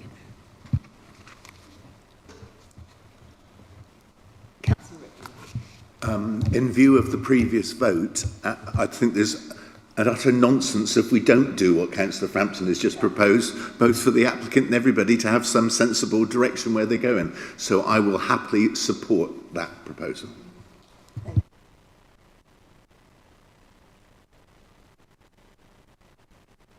Can you please read out what we're now voting for? Thank you. So just to confirm, the recommendation on the paper and that has been proposed is to grant temporary permission, and this is with the proposed condition number 1 being the use hereby approved shall cease on or before 31st of December 2026, not 2027. Correct. As proposed in the paper. Yeah. Okay, so we'll go to the vote. Thank you.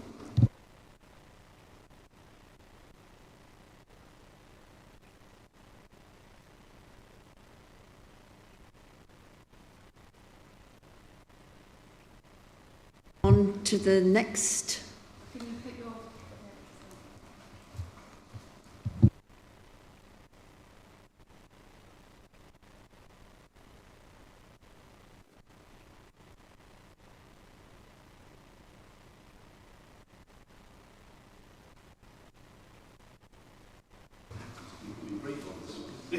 I'll try and be a bit briefer. So this is the third of the 3 applications. It's for the continued use of 6.22 hectares of land for storage distribution uses falling under use class 8. So in this case, temporary planning permission was granted for the use of this land for the storage of wind turbines in May 2023. The permission expired fully in December 2025. The application seeks to allow a temporary storage use to continue until the end of 2027. When the original planning application was presented, it was on the basis that the land would be used for the storage of wind turbines. That business has now vacated the site over a year ago now, so the intention would now be to allow more general storage and distribution uses to continue to operate from the land. So, as noted, under the second application, about half of this site overlaps with that second application, so the southern part of this larger parcel overlapped.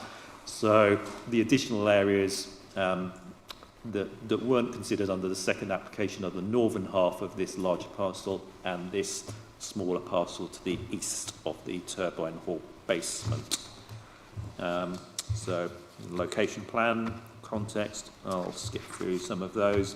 I think you're aware of the context from the previous submission, so I'll skip through that, and that's the site location plan. So we've got 2 users on the site at the moment. We've already sort of considered an SJG who occupy the southern half of this larger parcel. Then the other current occupant of this land is Churchill Retirement Limited, who occupy the land, the northernmost section of this parcel of land here. They store parts of cranes and other items related to their business on this land. And then there are two parts of the site which are currently not being used. So you've got this parcel here. You can see there's no sort of whiter shading beneath the red lines here. That's empty, as is the whole of the parcel to the east of the turbine hall. So some photographs. Here we've got the area currently being used by Churchill Retirement Limited. You can see much of the area they are occupying is being used to store parts of cranes. You'll note some vehicles and some containers being stored on the land as well. Just to note, this crane that you can see in the image, that has, I understand, now been removed. Then these are photographs of some of the more open areas of the site at present. This is the open areas on the west of the turbine hall basement, and then these areas to the east side, where you can see the former power station's restaurant in the background there. So we have the same policy context as before. I think in terms of the issues to consider, again, the issues will be the same considerations as with the last application. I think that the only additional point to make with this application is that with the empty uses, the applicant's transport assessment has gone on to assess how much additional traffic would be expected to be generated if those two empty areas were fully occupied. And from this information, the Highway Authority are happy that the proposal will not be harmful to highway safety, and officers are fully accepting of that advice. So the other issues, again, are very similar to the previous application. In terms of the eastern area here, storage use there will be more visible from the national park areas here and the public footpath there, but it's set back well from the boundary, and with other uses going on potentially around it, then we are satisfied the visual impact is acceptable. And we're also satisfied the ecological impact on designated sites to the east is acceptable. So the recommendation before you is the same as the previous applications. I will leave it at that. Okay. I'll come back to you then, Councillor Frampton. Or does anybody want further debate? No. Okay. The same. Madam Chairman, I would propose the recommendation subject to the amendment on condition 1, where it says it is considered that a temporary permission until the end of 2026. Thank you. I'm looking for a second. Councillor Rickman will second that. Okay. So, do you want to read that out again for us? So I'll just say it's proposed to grant temporary permission with an amendment to condition number 1, which is the use hereby approved shall cease on or before 31st of December 2026, not 2027 as proposed within the report. Thank you very much. We'll go then to the vote.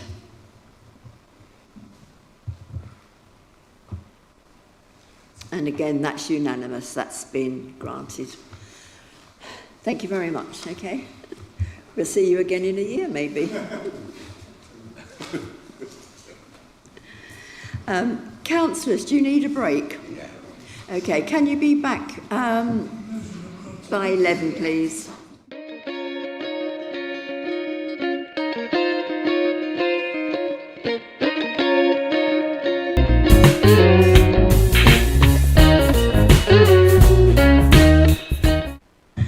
Okay, we'll continue with our next planning application. This is application 25/10640, and you'll find this on page 79 of the agenda. Land east of Bull Copse Road, Marchwood. This is for a battery energy storage. We have planning agent as a speaker, and Gary is available for questions. So first of all, we'll go over to the presentation, please, Judith. Thank you. Oh, and there are updates, but Judith will read those out. Thank you. Thank you, Chairman. The first updates have been circulated, two minor updates on condition 2 and 4. And there is one further verbal update on condition 16 relating to ecological enhancements, replacing the word reptiles with birds in line 5. So if I move on to the presentation, the application is for the construction of a battery storage energy plant and associated infrastructure. The application is before committee as it's a departure from the development plan. This is the general location of the site. It's located in the countryside and currently a field for grazing horses. It's opposite the Hounsdown Business Park. Sorry, just get this. Just trying to get that mouse. So I'm just trying to point the mouse on the screen. Sorry, Hounsdown Business Park is here. This is the site outlined in red.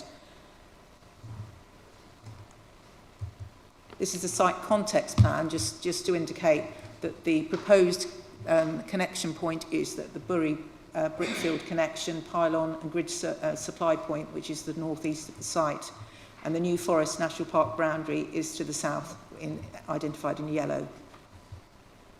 This is the red line plan.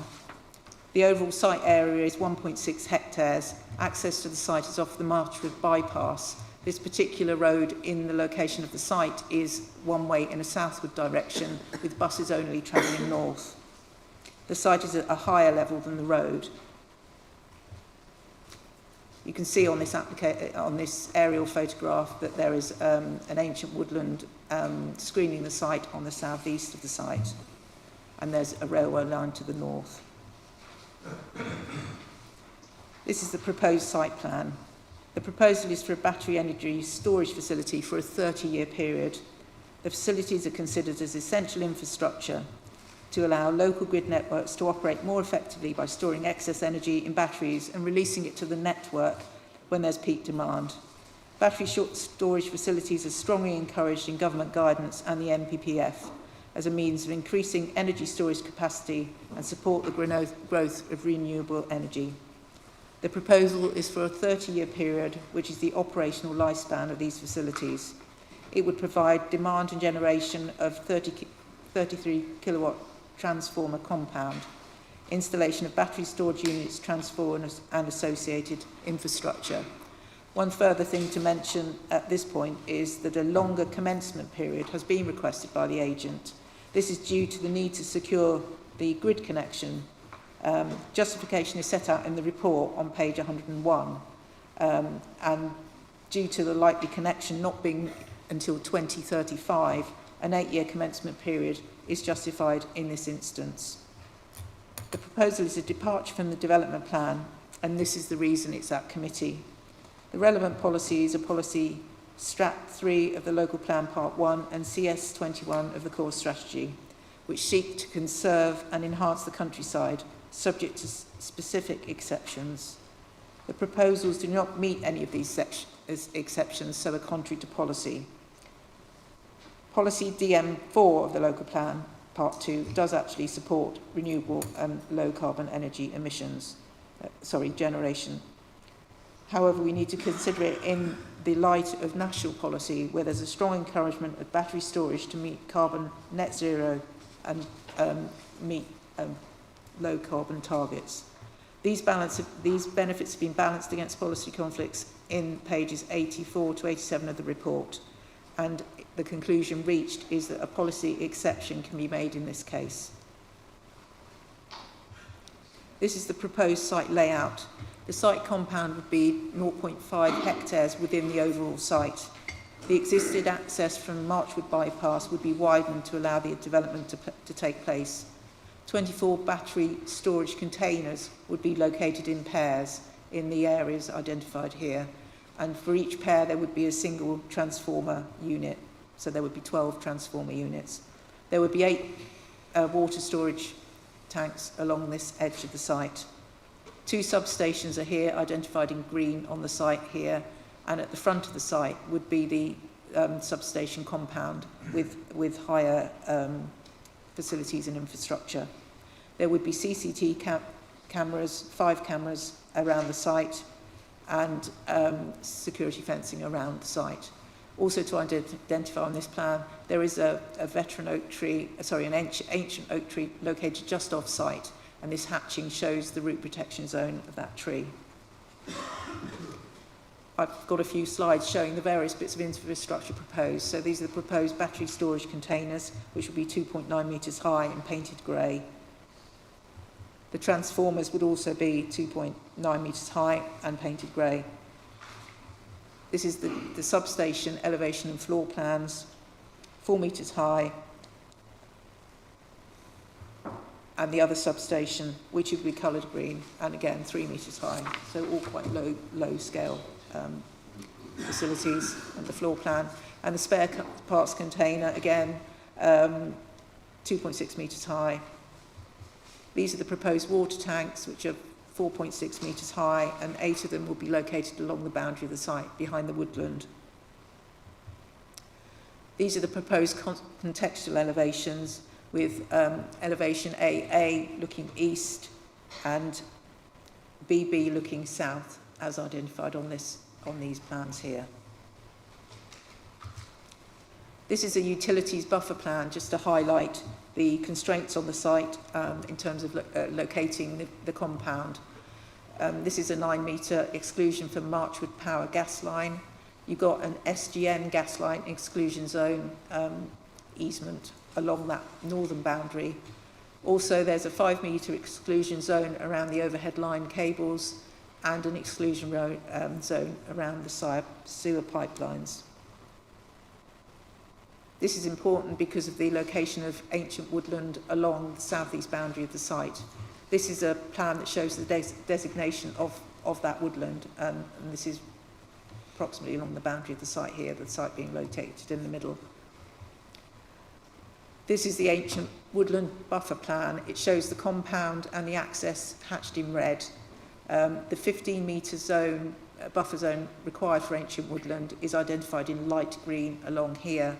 You can see that the access would be the only part of the infrastructure within the zone. The report sets out in detail that the loss of semi-natural habitats would be minimal and would not be notable species. And also, given the constraints of the other constraints of locational constraints on the site, it's acceptable in this instance to allow for that access within that zone. It will actually be constructed on a raised access road to allow for tree roots and other facilities. Then I've got some photographs to show you access to the site from the Marchwood bypass. Then this is looking southwest towards the site, with the access here showing the site at a higher level. This also shows the bus stop that is just nearly adjacent to the access.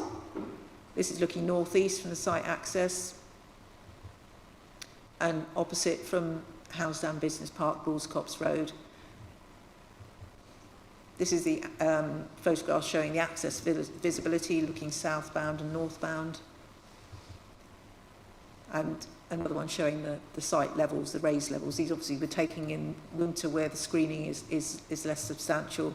The storage facility would be located further behind those retained trees. Access gate into the site, this is where the access would be widened to allow for the facility. And this is from within the site, obviously taken in summer.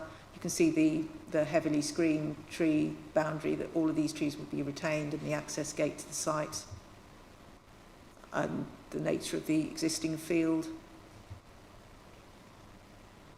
are the ones of that, and the woodland on the southern boundary.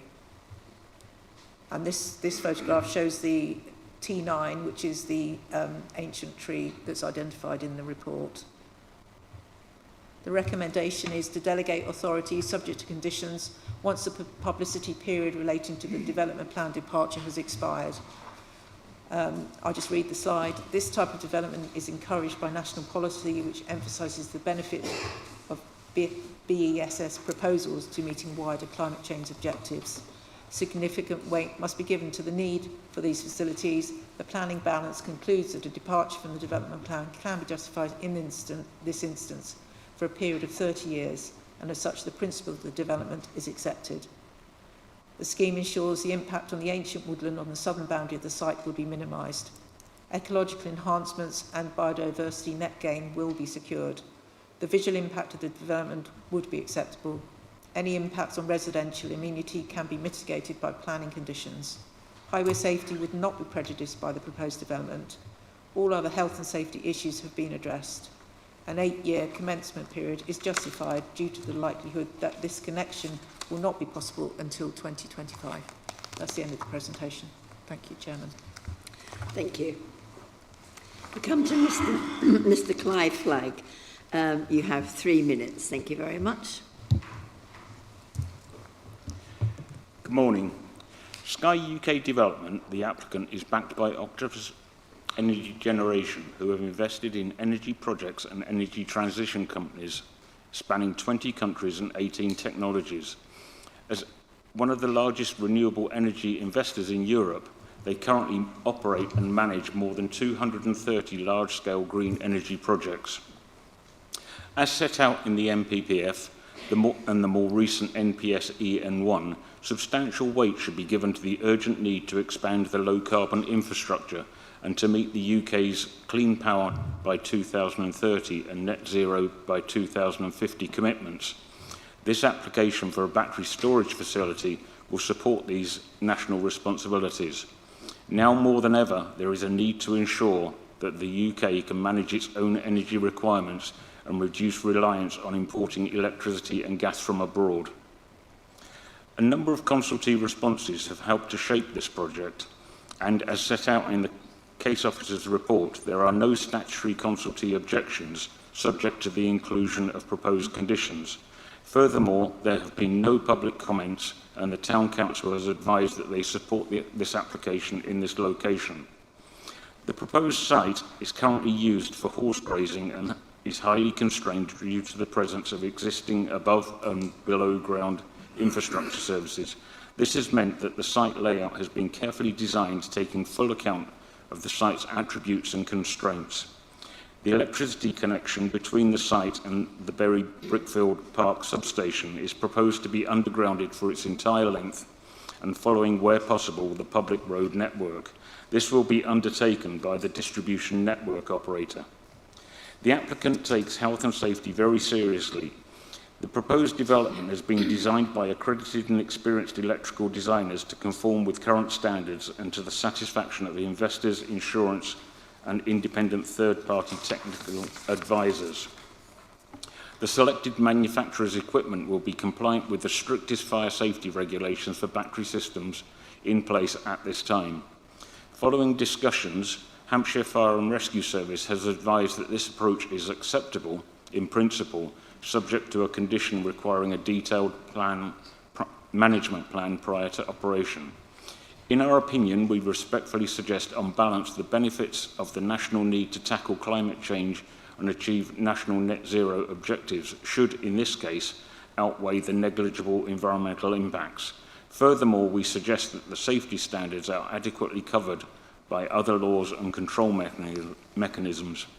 Having regard to the above and all other matters, it is considered that the proposed development now meets the expectations of the policies of the development plan when read as a whole, and national policy guidance, including specifically the provisions of the NPPF, NPS and PPG, and should therefore be approved. Thank you for your time. Thank you very much. Excuse me. We also have Gary Mattingly here who will answer any questions. So, councillors, do you have questions, please? Councillor Wade. I've also got one, just a clarification really. Hampshire Fire and Rescue mentioned two aspects about this. One, they needed a perimeter road so that they have access should there be a fire. And the other, that we need to make sure that all, whatever safety, because this is relatively new type of development, and it's not been regulated that much over the years, that appropriate safety measures are in place. Because once planning permission is given, there's no other way to do that. Our officers, or perhaps the developers want to tell us more about it, are we sure that we can meet the criteria that Hampshire Fire and Rescue have put forward for it to be safe? That's my only concern. Thank you. Since the initial comments from Hampshire Fire and Rescue, the applicant engaged directly with them, and I've been advised that in this case there is an ability to access the site via pedestrian emergency gateways on the eastern and the western boundaries. So your point about the perimeter road can be dealt with in that manner, and this would be clarified and agreed in the detailed fire management plan. In terms of how that would be secured, condition 10 on page 105 does require a battery safety management plan, which includes, as point small 1, fire safety management for emergency personnel, and a number of other points that need to be addressed. So in answer to your question, we are satisfied that that's been covered. I don't know if the applicant wants to say anything further on that, but that's my response. Any more questions? Councillor Wade, another one? No. Yeah, we're now going to debate, okay? Councillor Wade. I'd like to propose we accept the recommendation. Thank you. Does anybody else have anything to say? Second by Councillor Rickman. No more comments? In that case, we'll come back to the applicant. You have 1 minute to respond. I've got nothing further to add. Thank you very much. Okay. In that case, we'll go straight to the vote.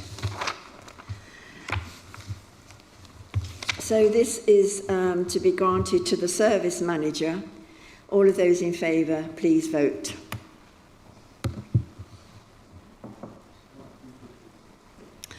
Thank you. That's unanimous. That's been granted. Okay.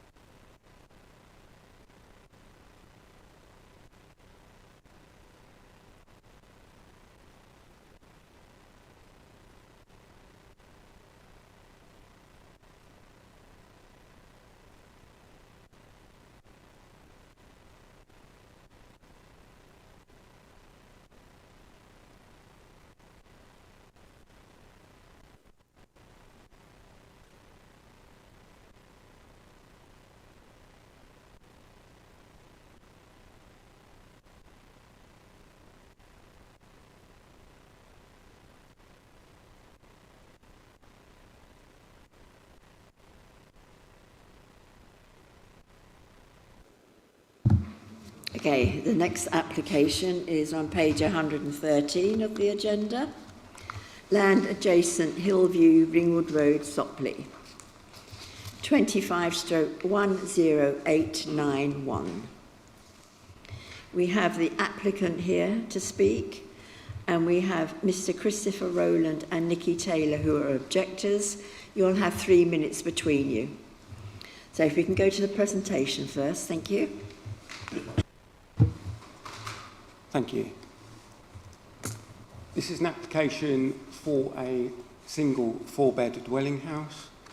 In terms of planning history, there was an appeal allowed in 2021 by the inspector, and essentially he allowed to say that the property would be considered limited infill within the green belt. The site is washed over by Greenbelt and also is in the open countryside. So technically is contrary to policy DM20, but that is a relevant fallback position in terms of planning history. There's the general location. You can see that it's located to the east of Ringwood Road, and there's a long extending ribbon development, and the property forms, the site forms an infill between Hillview to the north and I can't remember the name of the property to the south, but Avencroft Farm. Essentially, the site formed part of the curtilage of Hillview originally. There you can see the context on the aerial photograph. Here we have the street view. You can see to the north the ribbon development continuing. You've got chalet-style properties. And then to the south, the neighbouring property is a two-storey dwelling.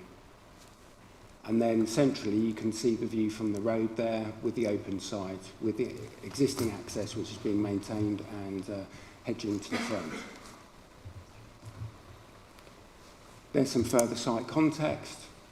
You've got the north boundary, you can see the relationship to Hillview. And then the southern boundary, you can see the relationship to the property there and the openness of the site. And then centrally, you can see what's on the site at the moment. There's an existing garage outbuilding which will be demolished. Here is the proposed site plan. The property on the southern boundary is set 10 metres back from the road frontage, and then 15 metres on the northern side. The property will extend back 15.5 metres in depth. The original permission was at the same frontage, but extended only 12.5 metres, so there's an additional 3 metres there over the existing permission from 2024, and that's why we're now considering a full planning application. The highways, the parking and access at the front and landscaping remain the same. In terms of the design of the property, you can see it's got two gables. On the left-hand side, the gable at 6.5 metres is the same as the scale of the application in 2024, which was approved. And it was a chalet-style property originally, which mimicked Hillview in terms of the relationship and the street scene. But these amendments essentially introduce two gables with a roof line sloping away from Hillview. Here you can see the elevational drawings and the relationship to Hillview in terms of windows and overlooking. And from the bottom drawing there, you can see the relationship of the gables and how the roof lights will sit within the context of the roof.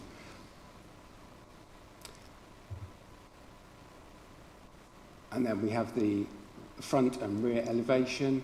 To note on the rear elevation, on the larger gable is the Juliet balcony, which has received objection, especially from Hillview to the north, worried about amenity from overlooking. However, I would point out that there is not a balcony space to stand. It's merely just treated like a window rather than actually a balcony to stand on. And here you can see the relationship from the before and after. On the left-hand side, this was the approved outline permission from 2024. And then on the right, this is the current proposal. You can see that the property extends 3 metres back further into the site, but does not dissect 45-degree lines. And actually, the dwelling has been set a further 0.8 metres off the boundary from the previous permission. Here you can see the floor plans. It's a 4-bedroom dwelling. And then you can see at the first floor level on the right-hand side how the Juliet balcony will sit within the context of the floor plan.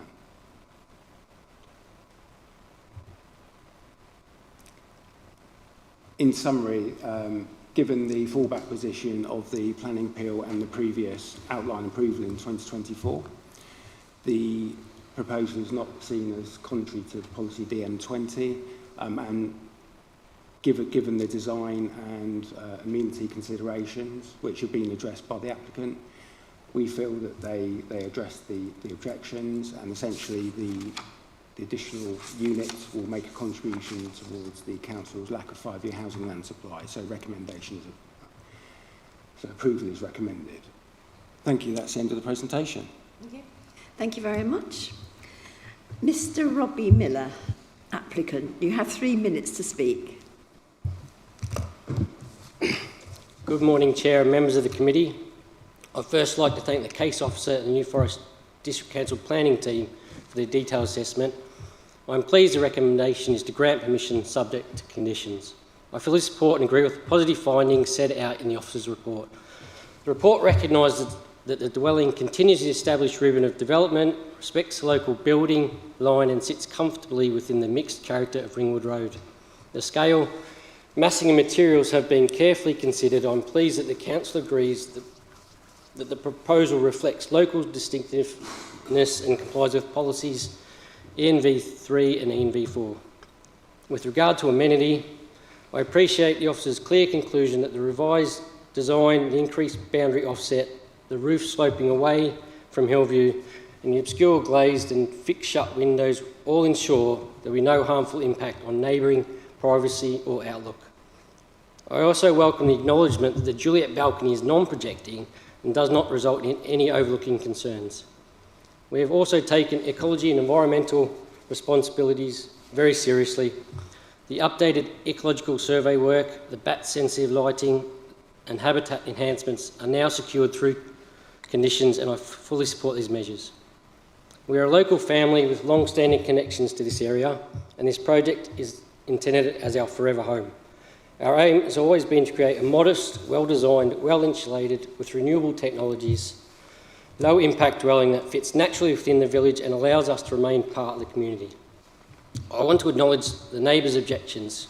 We understand that development can cause concerns, and we've been sympathetic in our design. We have moved the air source heat pump further away from their home to minimise noise. We accepted the privacy conditions in full, and we have kept the height at the previously approved level. We have generally tried to address each concern constructively, and I'm grateful that the officer's report recognises these changes and concludes that all amenity impacts are acceptable. In summary, this proposal is supported by strong planning history, meets national and local policy, respects the character of the area, provides a high-quality home, responds thoughtfully to neighbour concerns and delivers much-needed housing in a district with a significant shortfall. I respectfully ask members to support the officer's recommendation and approve the application. Thank you for your time. Thank you very much. Mr. Christopher Rowland and Nikki Taylor, you have 3 minutes between you. Are you going to split it or? Okay, thank you. Okay. Thank you for the opportunity to speak. As immediate neighbours to the application site, we ask that you refuse this planning application. We've previously submitted a written objection and a brief addendum responding to the officer's report, so I'll just summarise the key points. We wish you to take those papers into consideration. While the principle of one dwelling may have been accepted on the outline stage, we must assess the detailed proposal before you now. The outline scheme was described as a modest building that slips seamlessly into the village setting, which on paper it did. The current proposal is materially different and much larger in scale. The building extends much deeper into the plot, approximately 10 to 11 metres beyond our building, intensifying the relationship with our property and disrupting the established ribbon pattern of the development as it's set much further back. The depth of the current proposal creates an intensified and harmful relationship with our property. It's two-storey, sitting in an easterly position, which throws shadow over the seating area outside our main living space and into our main living space. It represents an overdevelopment of the site and creates clear conflict with the development plan, including policy DM20 as acknowledged in the officer's report. Under section 38(6) of the Planning and Compulsory Purchase Act 2024, decisions must be made in accordance with the development plan unless material considerations indicate otherwise. That identified policy conflict should therefore carry some substantial weight. The officer's report also acknowledges that the deeper footprint may extend overshadowing into our garden and our main living space. However, no full BRE compliant daylight and sunlight assessment has been provided. Without quantitative assessment, you cannot properly determine whether the impact on neighbourly amenity complies with Policy 4 and ENV3 of the New Forest Local Plan. The harm has been recognised in principle but has not been objectively measured. In addition, the proposed rear balcony will allow direct and prolonged overlooking, as it's very large windows that are meant to be stood against. This results in further loss of privacy and residential amenity. While housing land supply is an important consideration, the tilted balance under paragraph 11D of the NPPF does not remove the requirement for robust evidence, and assessed harm should not be treated as neutral within the planning balance. The public benefit is the delivery of a single dwelling set against that or acknowledged development plan conflict, intensification beyond the outlined description and residential impact that remain unquantified. You must be satisfied. You have had over your 3 minutes, Okay. so did you want to quickly summarise? Or? You must be satisfied that the decision is lawful, policy compliant and defensible. Approving the scheme where material neighbour impacts have not been properly assessed risks undermining the obligation. Okay, we'll go to councillors. Questions, please. Councillor Frampton. I have a question of officers. In your presentation, why have you not shown us the shadow, the sunshine shadow study, which is pertinent to overshadowing and the objection here from the neighbour? It's in the approved, it's in the online documents. If you go onto the NFDC portal, sheet 1, and it shows the comparison with the existing property that has been approved and the current one, and the difference in the overshadowing. It is a very, very material consideration to this application, and I would like to see it. I'd like all of the councillors here to see that sheet, please. It has a serious implication on ENV3. We really do need to see it. Chairman, thank you for your question. I understand the point you're making. It's part of the application documents that have been submitted. A reference is made to it in paragraph, or the second paragraph on page 121 of your report. And reference is made to the documents that have been submitted. The reason it's not there, and I can let the case officer add if we need to, the middle of that paragraph 121, there's no development plan requirement for a technical shadow assessment. So your ENV3 doesn't require or set out a need for a technical standard. It may be helpful, and I can accept it's not there, hold my hands up to that, but it's not actually a policy requirement for your local plan policy. Madam Chairman, could we please see it? Could you please get it up? If it's on our, if we've got access to it through the portal, I'd like to see it up there, please, because I'll be quite specific. Yes, you might say it might not have to be up there, but ENV3 in point 2 is quite clear when it says you must avoid unacceptable effects by reason of visual intrusion, overbearing impact, overlooking, shading. Shading is specifically mentioned in ENV3 part 2. And so we at least need to see that piece of paper that shows the difference between the one that's before us and what was granted, please. I'm most insistent on this.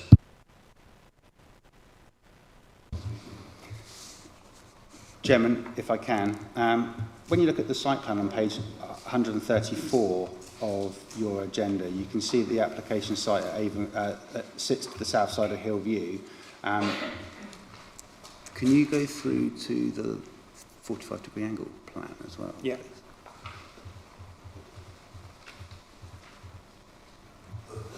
So it's, you're going to try and use the plan on page 134 and this plan would need to be rotated through effectively 90 degrees, so you can see the relationship of the new dwelling to the garden at Hillview, and you can see the relationship set out there. And I take Councillor Frampton's point. I'm also mindful of the objector made reference to the lack of a BRE standard. Now, the BRE standard, whilst there's no development plan policy requirement for that technical shadow assessment, the BRE standard requires at least half of the garden should receive 2 hours of sunlight on the 21st of March. Now, if you think about the orientation of the application site, when you look at page 134 and the relationship of the house to the neighbouring garden, I think officers accept there may be some additional shadow, especially at midday and into early afternoon, and then as the sun moves round, that shadow will get less, to the point that it's likely that the garden will meet the requirements in the BRE standard at Hillview. I can accept Councillor Frampton's point, though, that the shadow diagram that was submitted is not there. I don't think it's easy to pull that up in terms of giving it to you. If it's material to your assessment, it may be a matter that you wish to seek deferral of, so we can bring that before you. But my assessment and the officer's assessment, looking at the information I've just shown you on the screen and taking you to your site plan, and knowledge of the BRE standard, means you should be able to make your assessment as it is, I would suggest. Madam Chairman, I am not going to make a determination on this application without that coming up in front of us. It is a material consideration, and if I've just managed to get it up, they must be able to get onto our outside portal and then just flash it up onto the screen. I mean, it must be possible. Well, get IT in, because it is significant.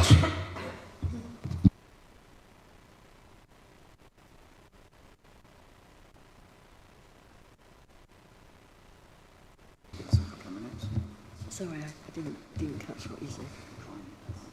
Okay. We will try to get it up, but we'll come on to other questions first, if we can, please. Okay. Does anybody else have any questions?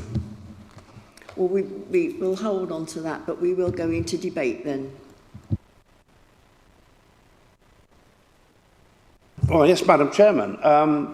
ENV3 is quite clear, and I'll go through the first 2 points.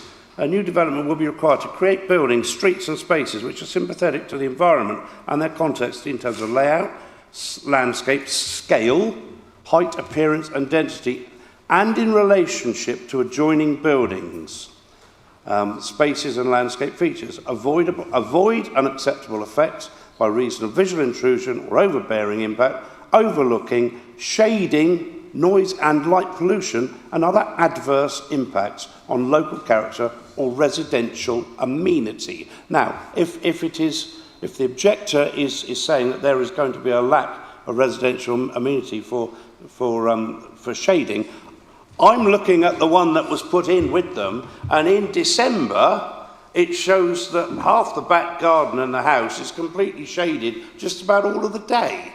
Now, we at least need to be furnished with this information.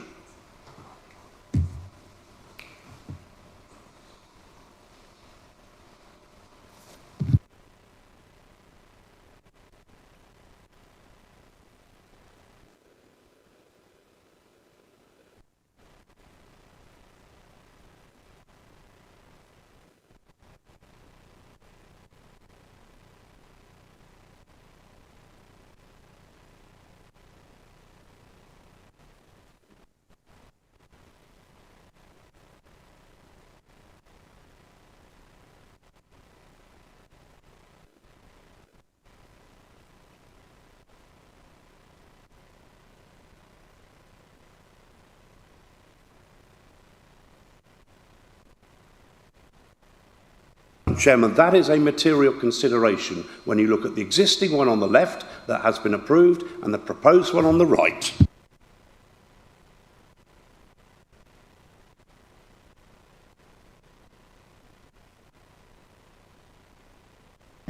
Does anybody else have any questions? Does anybody else then want to debate this? Well, Madam Chairman, given that we have now seen it, I believe that there is increased overshadowing with the extension of the proposed house in front of us, which has gone another 3 metres into the east. And I believe that it is now contrary to ENV3 Part 1 and 2, because it is having a detrimental effect by relationship of bulk and scale and shading.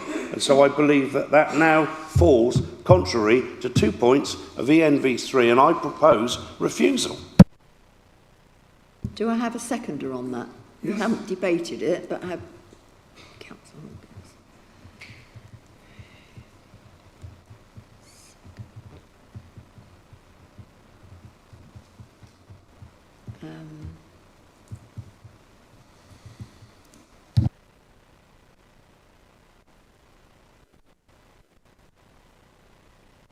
Can I just make a suggestion, really? If this, the current location of this development has the negative effects that Councillor Frampton has mentioned, could we not defer this for the, oh, well, that might be right, but for the applicant to go away and resubmit some change, material change that would eliminate that issue?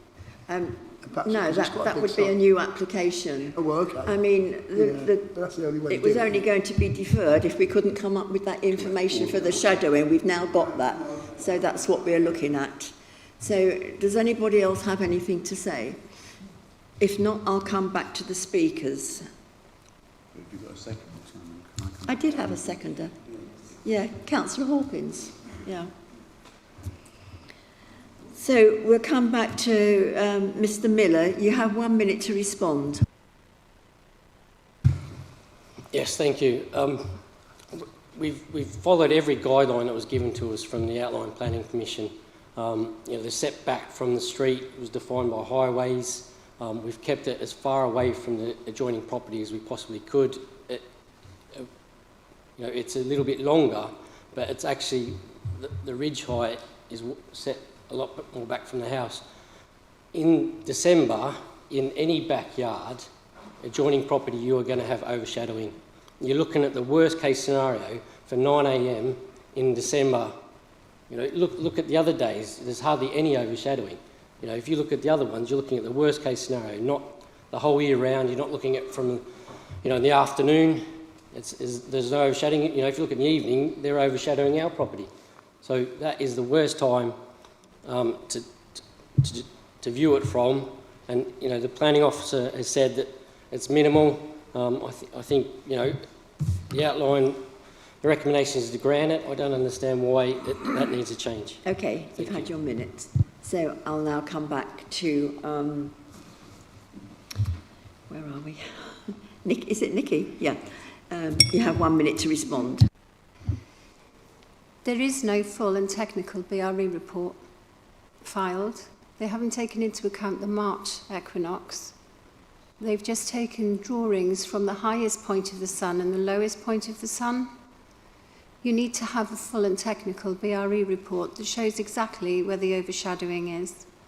If you look at the photographs that we provided on the file, it shows there's a 2-storey building set much deeper away from our property that overshadows us completely from the east, taking away all of the natural daylight and sunlight. Very much. Okay. Can I come back before you vote? Yeah, I'll just bring Mark back. Chairman, thank you. Members, thank you. I'm going to seek some clarification because I was scribbling as you spoke, Councillor Frampton, but I might need some help and refinement on the reason if I can look at you that way. I've written down overshadowing contrary to ENV3, detrimental by bulk and scale. Have I got that right? Bulk and scale, because the bulk goes further back into the plot by 3 metres, which actually increases the overshadowing. So that compounded with the second part of ENV3, it actually then makes it effective and increases the shading, which says avoid unacceptable effects by reason of visual intrusion, overbearing impact, overlooking, shading. So the fact that its bulk and scale and layout is further back in the plot has increased the shading as opposed to what was there before. And so the two go hand in hand. So it is contrary to ENV3, Parts 1 and Part 2. I'm not disputing your position. I just want to be clear on the reasons. So we had bulk and scale. You've just mentioned layout. So I just need to be clear. I've got the application site, the application proposal, by virtue of its layout, bulk and scale, will have a detrimental impact on the neighbouring property by virtue of overshadowing, to the detriment of the amenity, I would suggest, of that property at Hillview. Yeah. Is that fair? Yes, that's fair. Okay.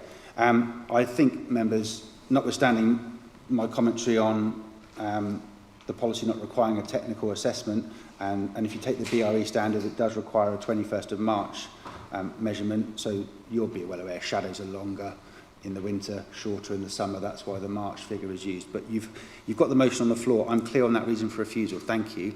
I would suggest, if I can, that we add to that for the lack of the 106 that needed to be completed. So if we could add the reasons for lack of 106 and the mitigation that would have secured. Okay, we'll go to the vote. The recommendation, the proposal now from Councillor Frampton is that we refuse, and that's been seconded by Councillor Hawkins. So can we please now go to the vote? Thank you.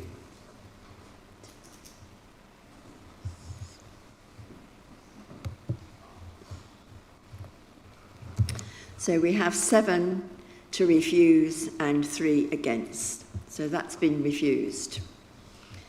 Do I need to now go back to the...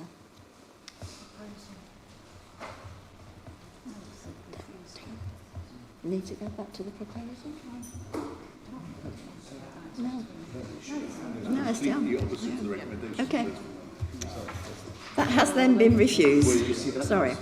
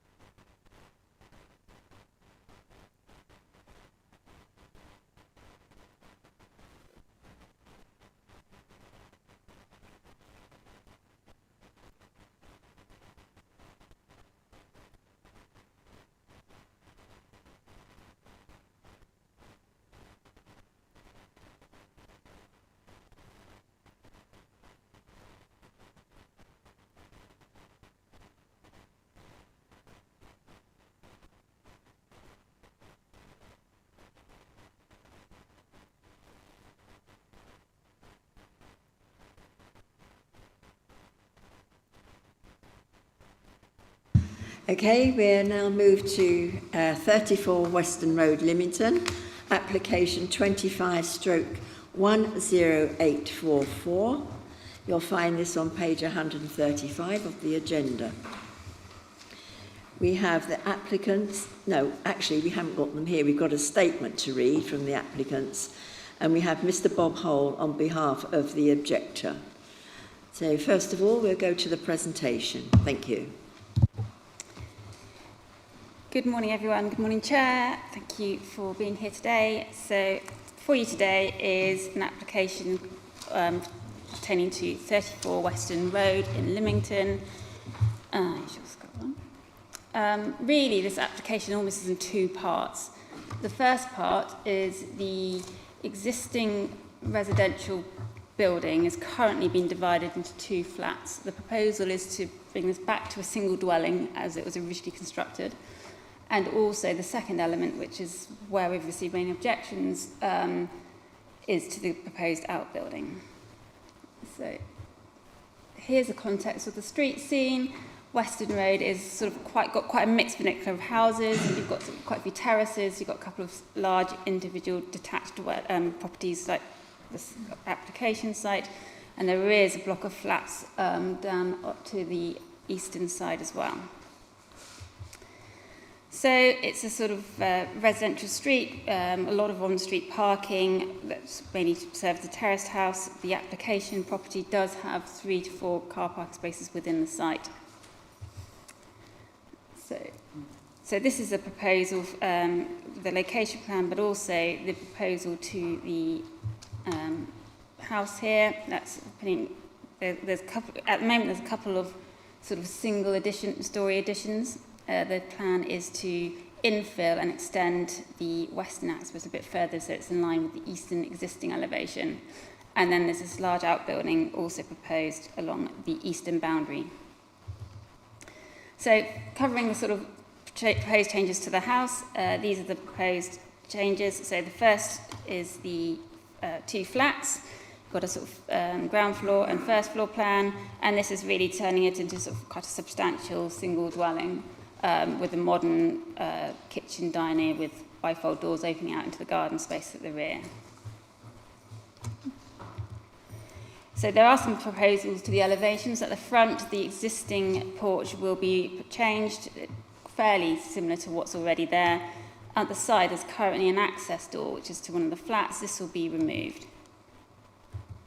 And the side elevation shows the original removal of that current entrance doorway with a new window put on that side elevation.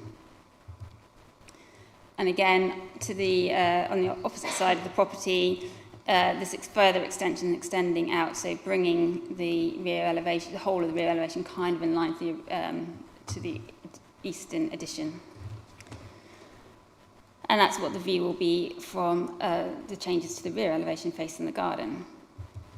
So here's some just pictures of the building. It's quite a sort of attractive property, it's nice symmetrical form, red brickwork. And because it's been subdivided, the sort of rear is a little bit sort of subdivided up the number of outbuildings which serve to each individual flat. And this is just, and it shows the porch that will be, removed and doorway.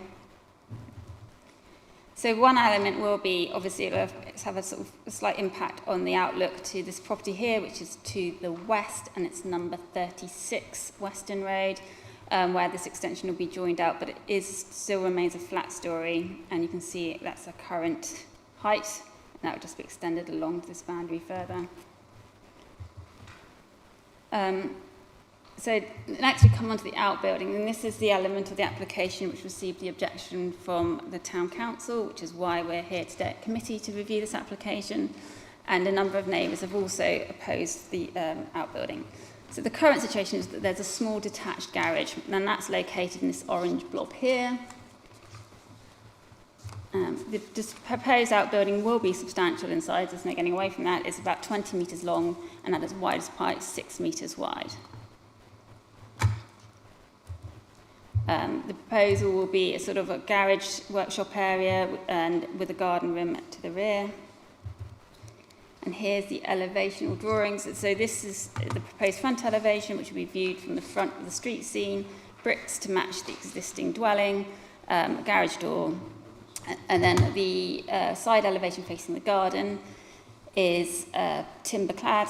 And then to the rear, well, it's not rear, it's a side elevation technically, will be the one that faces the property to the east, 32 Western Road. That's currently block work, but we have imposed a condition for this to be painted, so it's not just breeze blocks. So to demonstrate the impact on the street scene, this black building here, just tucked behind this car, is where the current garage sits. And that is where the front of the proposed workshop will be. So from a street scene view, it won't really have a significant impact. It'll be slightly taller than the existing garage, up to 3 metres, but it'll still be set well back from the road, tucked slightly behind the house as well, part of the elevation. So visually it won't really impact what you'll see from Western Road or the public realm. And then again, this is the garage over here that's existing, and a small greenhouse, and it'll be replaced with this sort of modern looking clad garden outbuilding structure.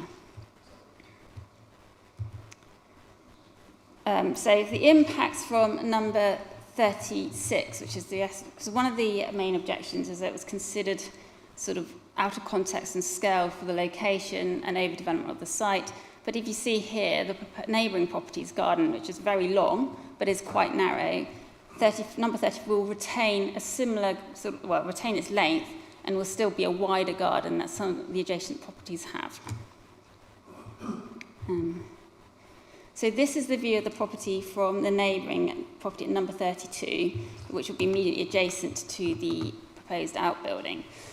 Not to confuse these wooden struts that are here were actually put up because originally this came in as a 1.5-storey outbuilding, which we, through negotiation with the applicant, negotiated down to be a lower 3-metre structure.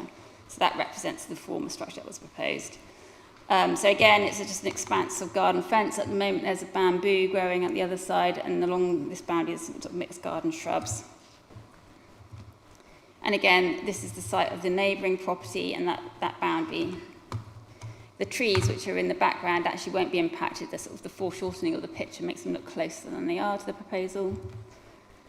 So this is an image that was submitted to me by a neighbour who's objecting to the proposal. This is a CGI image, and they asked me to include it in the presentation. It has to come with a bit of a health warning with it. It hasn't been verified on site, and they don't have a Scouser's drawing, but in some ways it does demonstrate the impact that this will have on the neighbouring property. The dwelling itself is down to the left of this photograph, and you can see it's not impacting the patio or the dwelling directly. So from an overall impact on the neighbour, it's considered that it's not that significant. It's a 3-metre tall structure.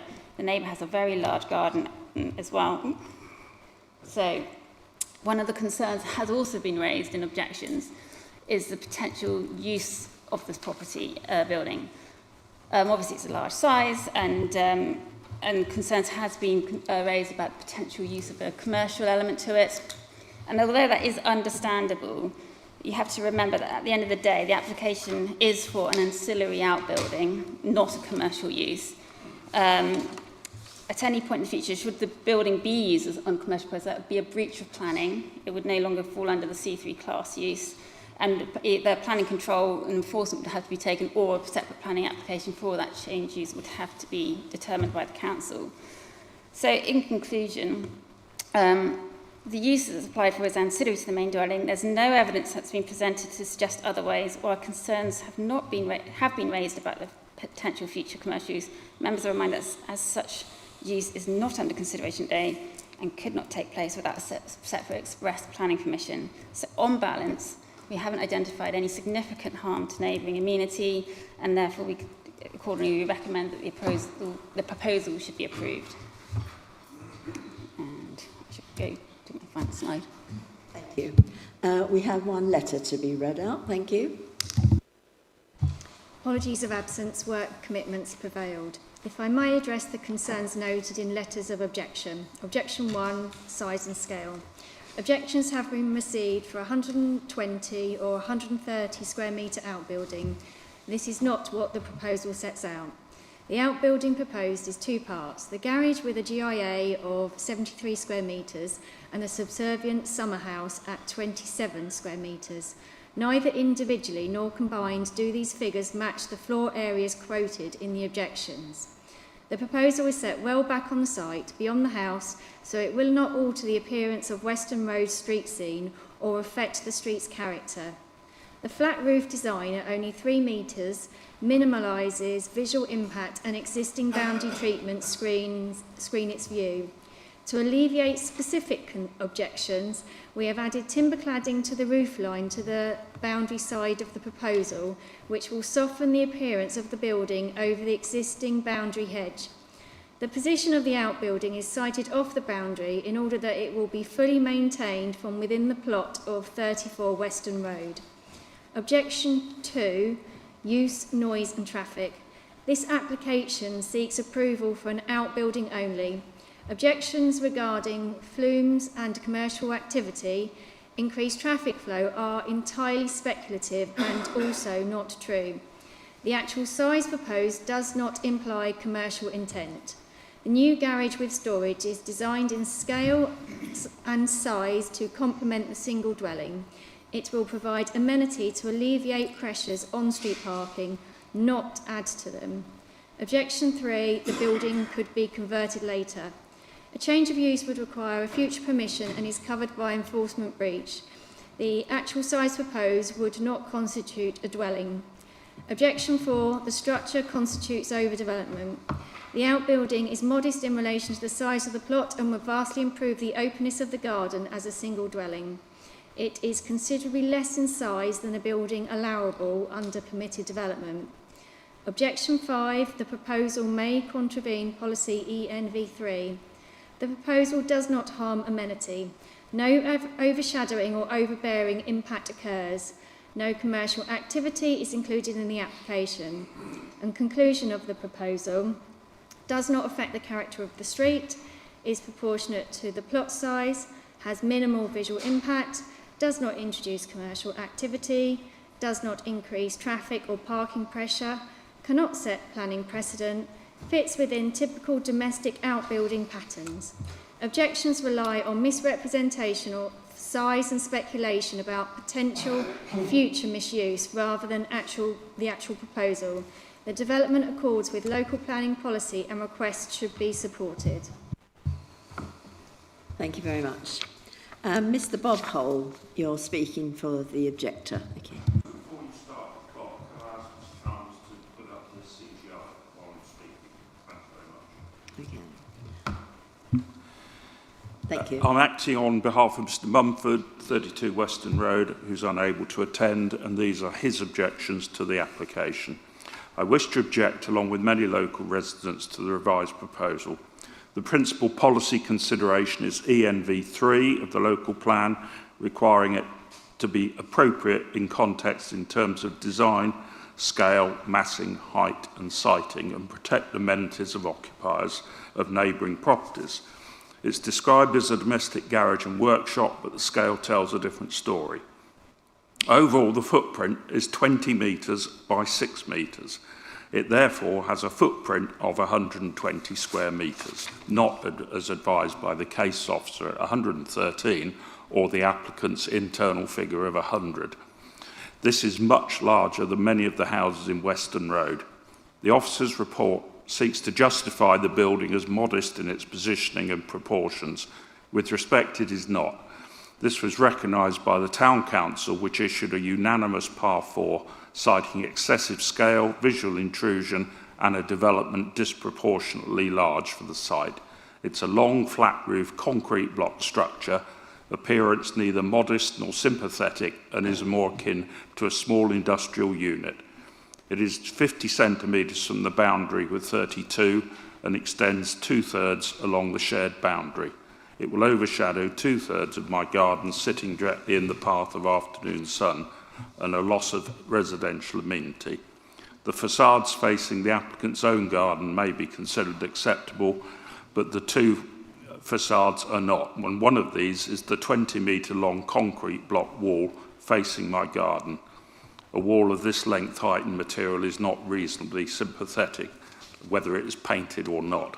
At 3 metres high, if I wish to screen this structure with fencing, I would require planning permission to do so.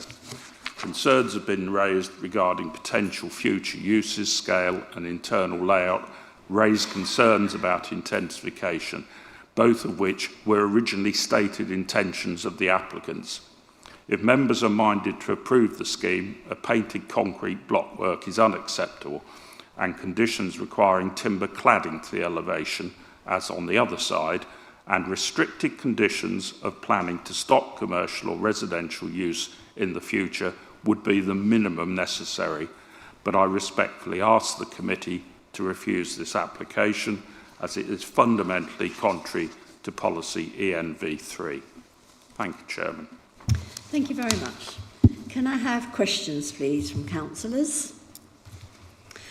Councillor Penny? Thank you, Chair. I see there is a note of condition of approval of blockwork to be painted. Does that include colours? Yes, that was to agree the colours. The applicant has now suggested potentially changing it to some sort of upper timber cladding across that the side elevation, which is another potential. That was submitted very late to me, so it wasn't included in the report, but that could be a change to the wording of the condition to include that timber cladding should members feel that's a more appropriate material. Thank you. Any more questions? Councillor Richards. Can you go back to the previous slide, please? So is that the same view as the next slide is trying to portray? Yes, it is. So on the previous slide, do you know how high those shrubs are? Because they're obviously quite a bit higher than the existing fence. I was wondering how high they are in comparison with this new building that's proposed. I haven't measured the fence out on site, but my assumption is the standard 1.8 lapboard fence that you get from your garden centre. The shrub behind is actually a bamboo that is probably at about 2.5 metres tall, I would have, at a guess of the variety. But again, I haven't been out and directly measured the height of the bamboo.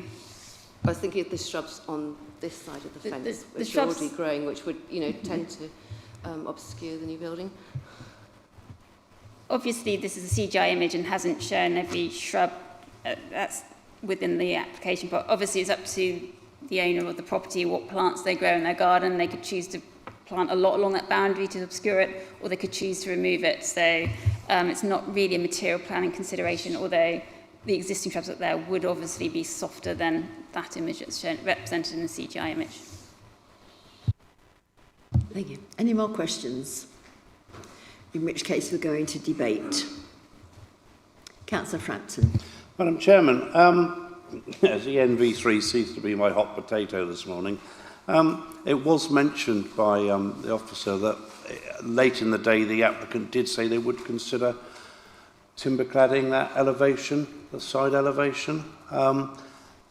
It would make it very much more sympathetic and less intrusive on the neighbour, and certainly I would, if that could be a condition, an added condition, that elevation be clad, or at least half clad, so it comes down to below that fence height, then I would be happy to propose it. But it would be subject to that additional condition that that elevation is clad.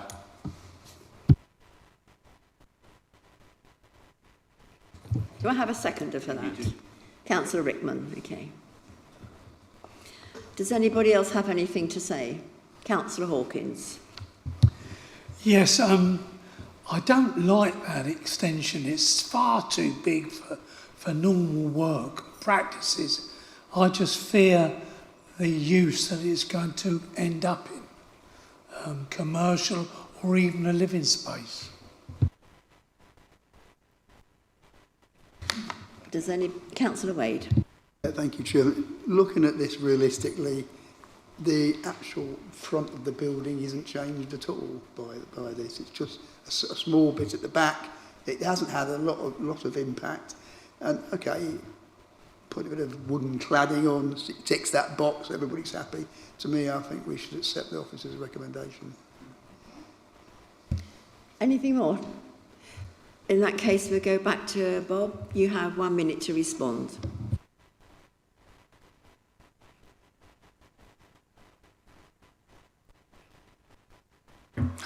Disappointing if members are minded to approve it. I do think it's the wrong decision having regard to ENV3, as eloquently covered by Councillor Frampton in respect of the previous application.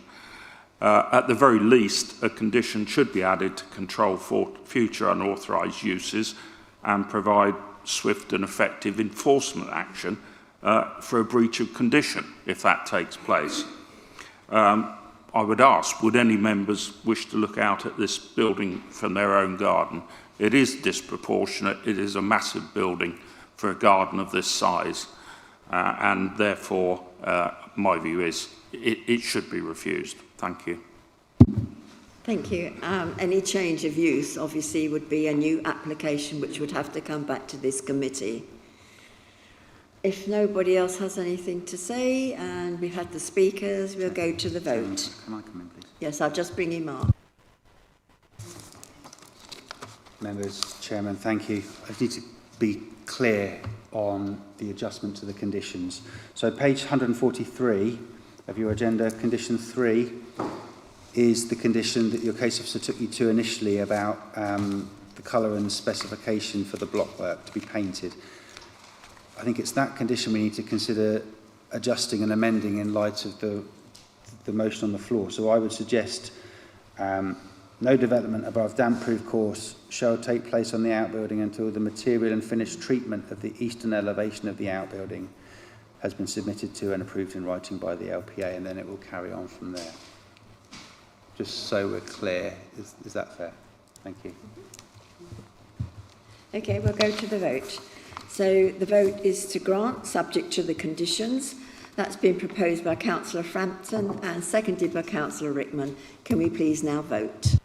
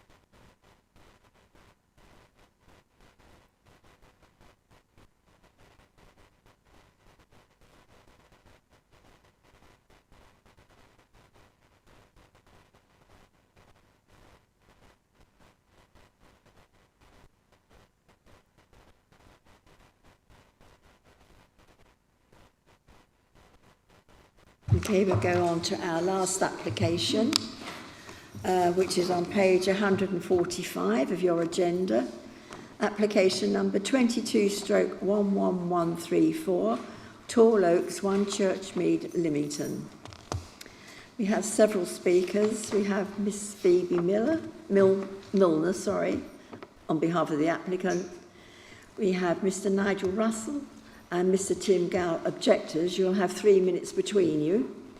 We have Councillor Jackie England and Councillor Alan Penson, who will both have 3 minutes each. Okay, so if we can go ahead with the presentation. Thank you. Good morning, ladies and gentlemen. Oh, good afternoon now. Thank you, and councillors. This application is for Tall Oaks, 1 Churchmead in Lymington. It's the red line plan showing the property number 1 Churchmead, which is accessed via Woodside Lane down a narrow unmade road. The property is in the built-up area of Lymington, and as you can see, it's quite a residential area, although number 1 does have a relatively large garden.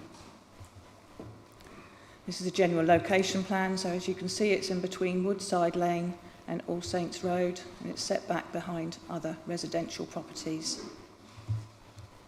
Here you can see an aerial photograph which shows you that the site is quite a verdant site, and you can see the property as it's been developed, and included in that is the outbuilding, which is the subject of this application.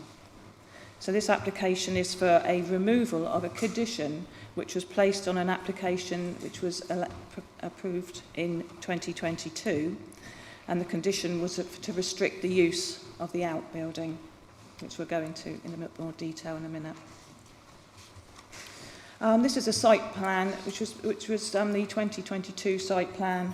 As you can see, the property, it was developed, it was extended and altered, and the larger outbuilding built at the back, which has already got approval. Since that approval, the back boundary line has been realigned with agreement with the neighbour to the rear. So this property has got a slightly larger garden now, so the red line has been adjusted accordingly. You can just see in red the outline of the outbuilding in question. So this is the outbuilding as it was built. It's a two-storey outbuilding, so it's got a ground floor which has got a garage, a wood shop and a boat shed. And above that, in the eaves and the roof space, they've got shown here as an hobbies den and a bathroom to the side. Now, since this has been constructed, this hobbies den has been converted to include a bedroom and a small kitchenette. So it now has an ancillary use which is tied to the main dwelling in terms of its use as C3 use as one unit to be used for family and friends, etc. So this was the condition that was applied to the previous planning approval, that the building was to be used for the personal enjoyment of the occupier of the application site for incidental purposes and not to be used for ancillary accommodation, commercial overnight holiday accommodation or short-term holiday lets. So this is the condition which now has been requested to be removed under this Section 73 application. The reason being is the first floor has been now changed to ancillary, but it is still part of the main residential use of the site. So there's been no subdivision of the site. It's not being used as a holiday let or short-term residential let or as a self-contained residential accommodation in its own right. On reviewing this condition, obviously the reasoning behind the condition was in the interests of certainty. Now the MPPF does require, when we consider conditions to an application, that there are certain tests before we put a condition on, and they have to be necessary and relevant to planning and reasonable. Now, we don't find any harm in the use of the ancillary use upstairs as a bedroom, and therefore we don't see it as necessary to have that condition now applied.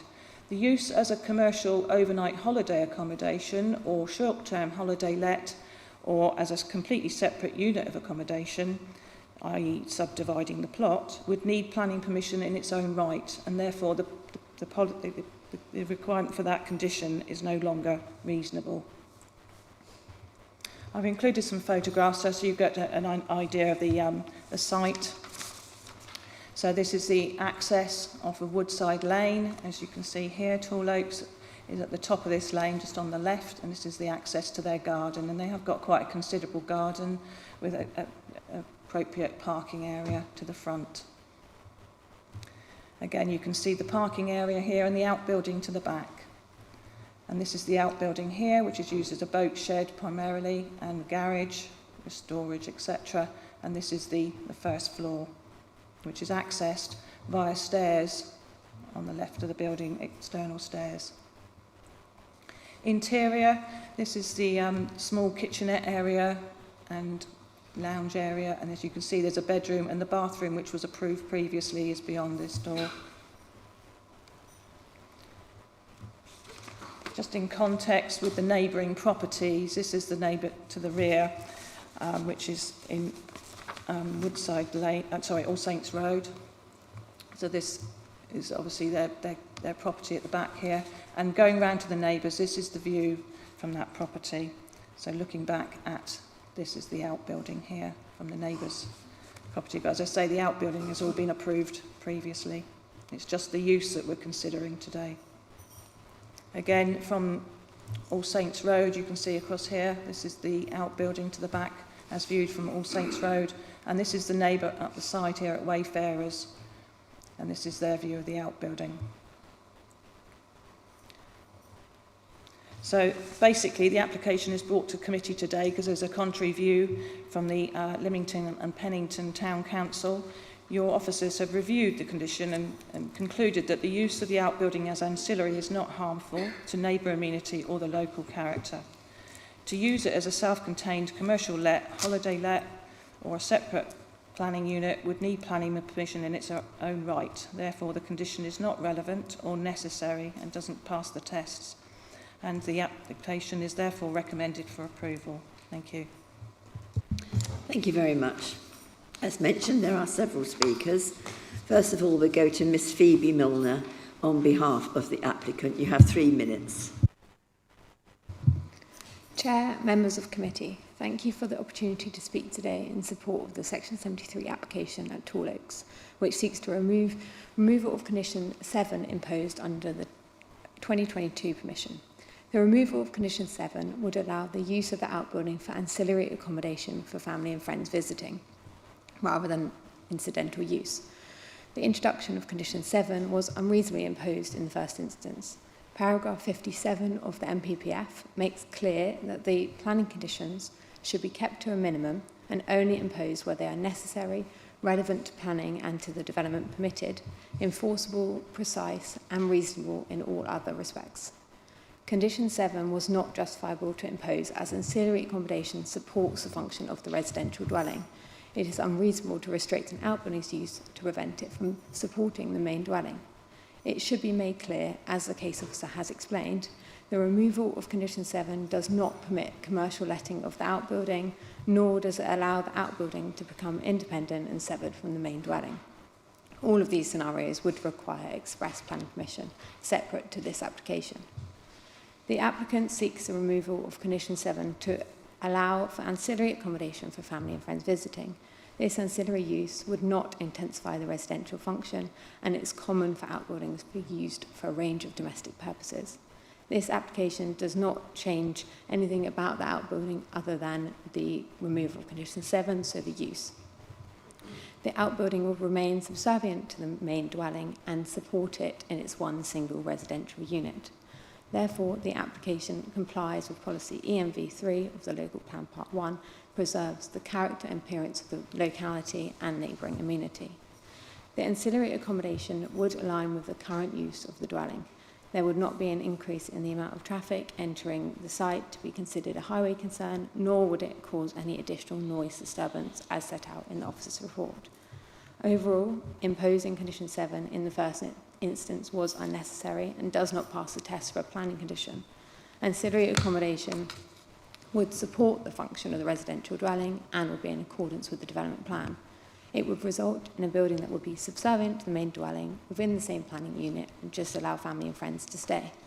The removal of Condition 7 does not allow the use of the outbuilding as a self-contained unit, commercial letting or holiday let, as that would require separate permission. Therefore, the removal of Condition 7 should be considered wholly acceptable, and I respectfully ask the committee to grant the application. Thank you for listening. Thank you. Mr. Nigel Russell and Mr. Tim Gall, how are you going to split your time? 3 minutes between you.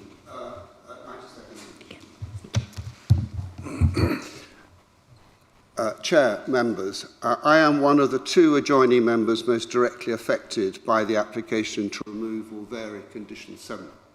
I do not know how many of you have actually visited the outbuilding, but it's very close to my house. I see it every day. Condition 7 was imposed specifically to give certainty and enforceable control over how the outbuilding could be used because it sits very close to my boundary.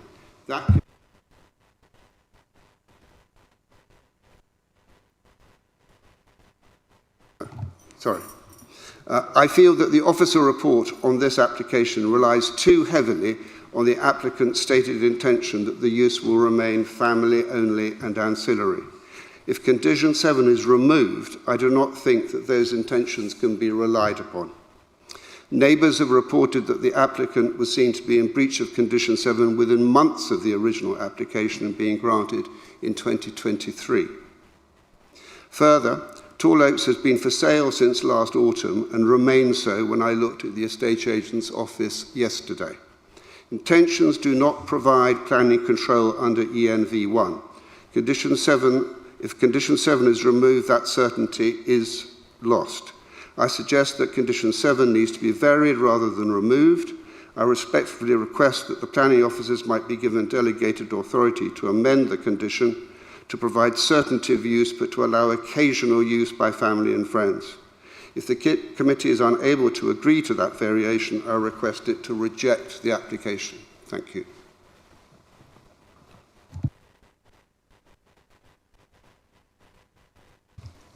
Councillor Jackie England as district... Oh, sorry. I'll turn that on. Right. Removing Condition 7 will completely take away its intended protection for the neighbourhood. But there is a way of varying Condition 7 that will achieve the applicant's stated goal of using part of the outbuilding for accommodation by family and friends, but will also endorse the reasons for which Condition 7 was imposed in the first place. This solution will ensure continued compliance with the relative planning policies and still continue to safeguard the concerns of objectors. However, this solution will need a condition of its own, one very similar to the existing one, that would allow the occasional use of the upper level of the building by family and friends, but at the same time restrict the use of the rest of the building to incidental use only. This strategy would allow all parties, applicant, neighbours and the NFDC to have all their own particular requirements satisfied. As the applicant has already shown a disregard for planning directives, I would request that you do not approve this application unless the imposed condition explicitly restricts the lower level of the building for incidental use only. Without this level of explicit clarity, we would request that you vote to refuse the application. Thank you very much. Thank you.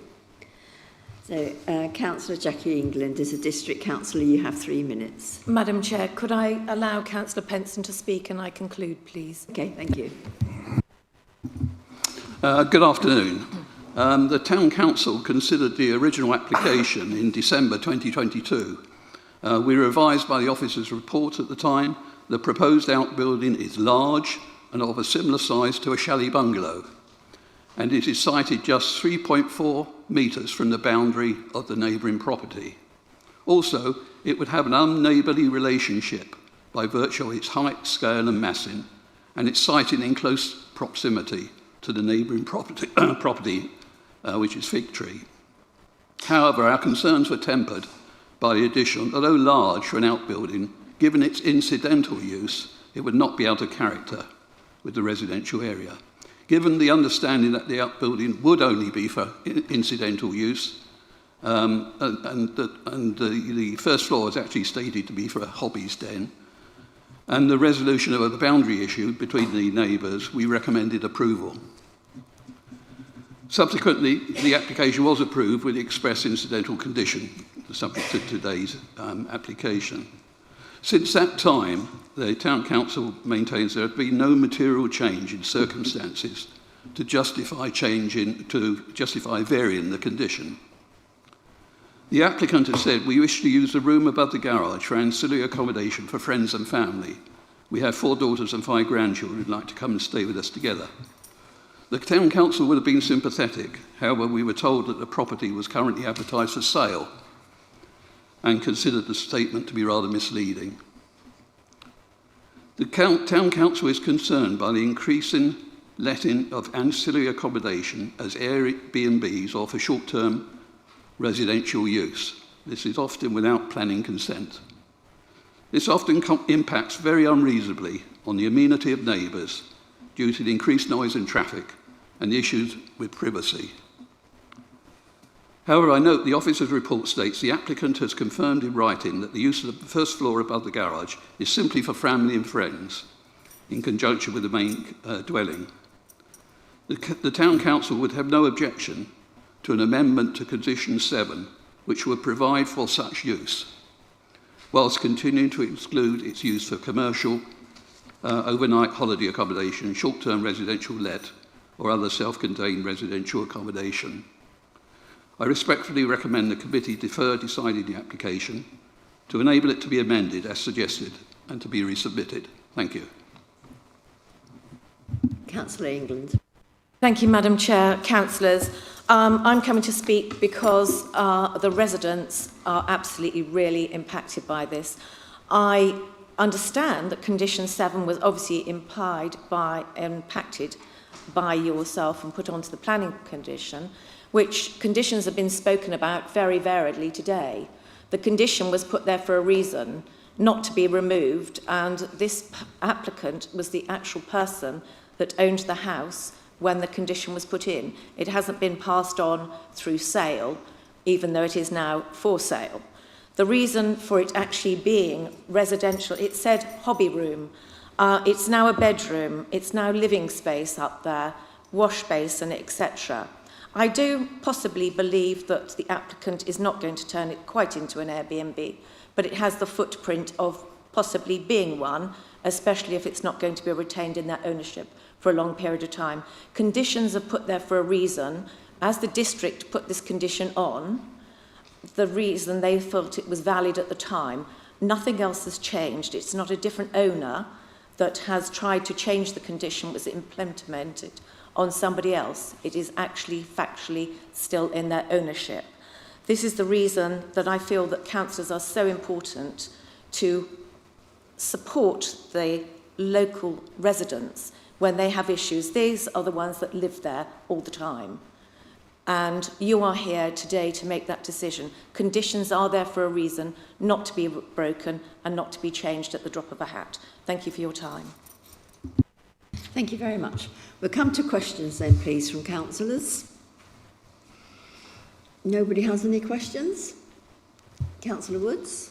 I would like to have it a little bit clearer. It's within our power to adjust condition 7 to what the speakers have proposed.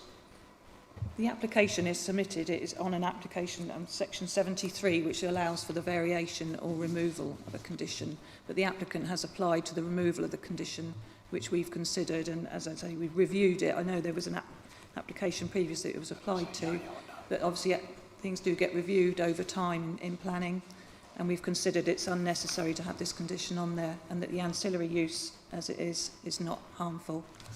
So as the objectors say, you're saying we can't propose an amendment to condition 7? You can, yes, it's for a variation or removal, so you could vary the condition if you so require. Are there any more questions?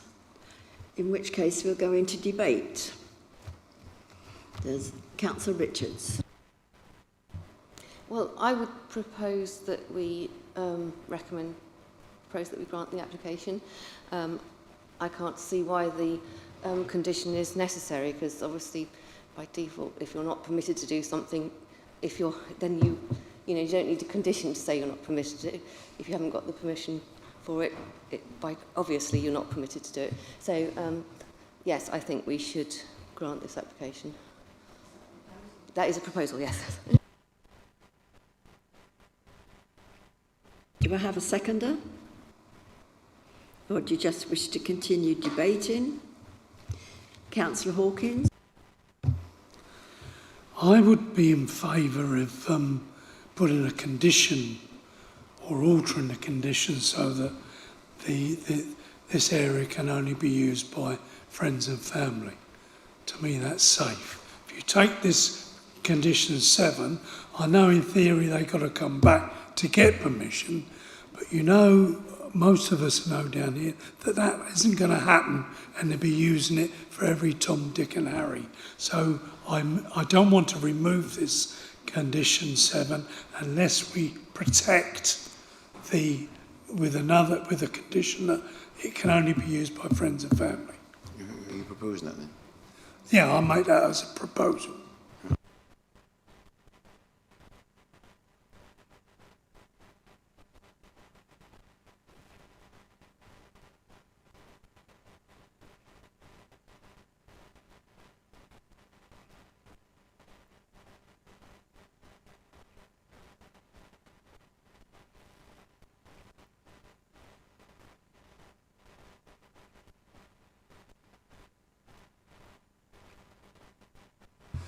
You need to put another condition on that it can only use for friends and family. Councillor Richards said she was quite happy to get rid of the condition. Okay, great.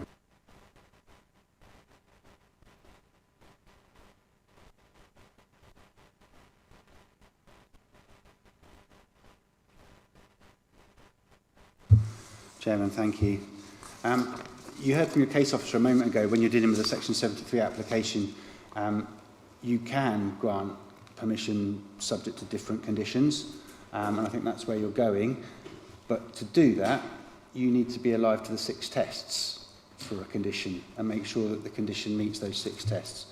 Relevant, reasonable, relevant to the proposal, relevant to planning, reasonable, necessary, enforceable, precise.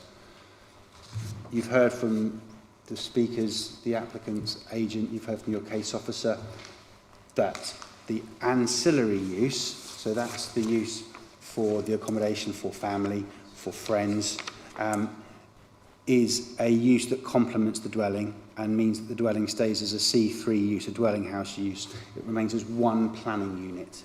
There's no subdivision, there's no separation of that from the main house.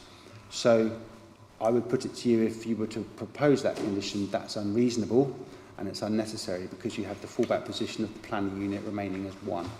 So you have the ability to come to a view where you can add different conditions, but those conditions need to meet the tests. And that, to my mind, and my advice to you as a planning committee is that it wouldn't meet the test. Okay, thank you very much. I think we got in a bit of a fudge, which I want to have a debate before we got into that. And that is simply, my view is the condition was put there for a purpose. Nothing's changed. It should remain.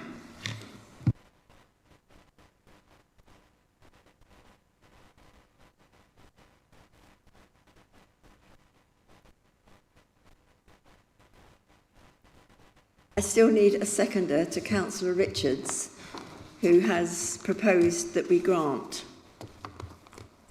And I don't... Councillor Dowd? You're second. Okay. In that case, I'll come back to the speakers. You have 1 minute to respond.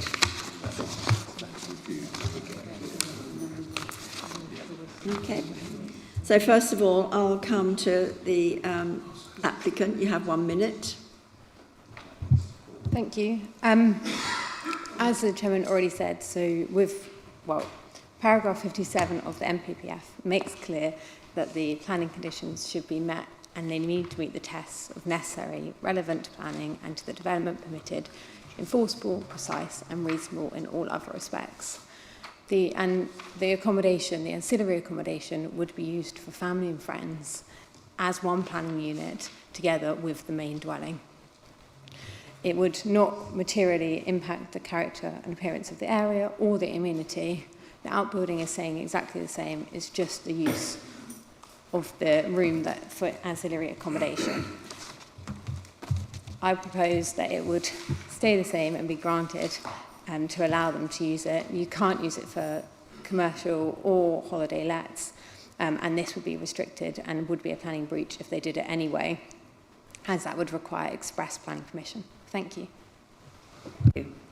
Mr Gowell and Mr Russell, 1 minute between you to respond. Our view is that the description of the application says removal or variation of condition 7. Therefore, we have difficulty in understanding why that condition 7 cannot be varied, as the councillor on my right suggested, because I think that would satisfy the local neighbours and be a reasonable way to proceed. And I'll come back to the two councillors who you also have a minute. I think sorry. Mr. Gale would like. The condition 7. Sorry? Okay, it'll be quick. The condition 7 was put on because of the size of the building, which is the size of a chalet bungalow, and nothing has changed, as the councillor over there has said. And as such, we, as neighbours, want to have the protection of that condition 7. And I'll come back to the two councillors. Again, you have a minute to respond. Thank you, Chair. The condition was relevant and reasonable when it was applied 3 years ago. It remains relevant and reasonable, and I see the Town Council doesn't see any reason to change it. I did suggest that an amendment to the condition to allow it to be used by friends and family would be probably acceptable to the Town Council, and it's obviously acceptable to the applicant because he has said so. But failing that, I think the condition 7 should remain. Thank you.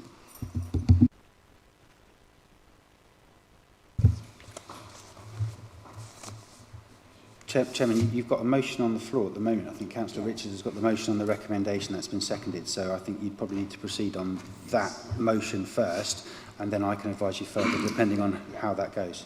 Thank you. So the recommendation... Thank you, Madam Chair. We're sharing with, excuse me.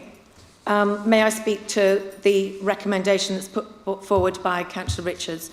I take the fact that councillors can make a different decision, but condition 7 was put there for a reason. At this moment in time, this is retrospectively being used, not as a hobby room, actually as a living space.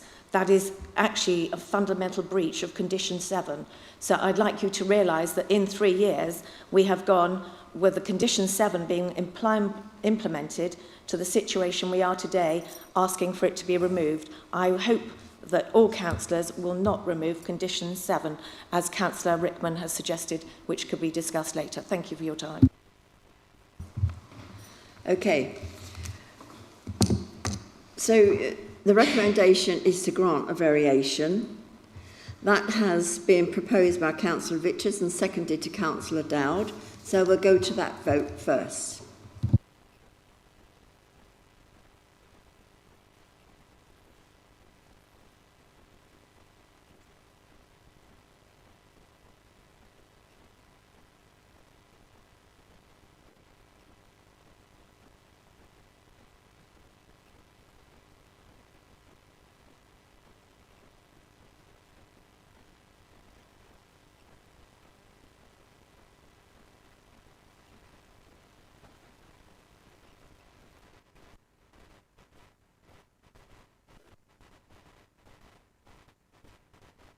Sorry, that concludes the meeting. Councillors, you do need to now go down for training in where? Room? Where's the training?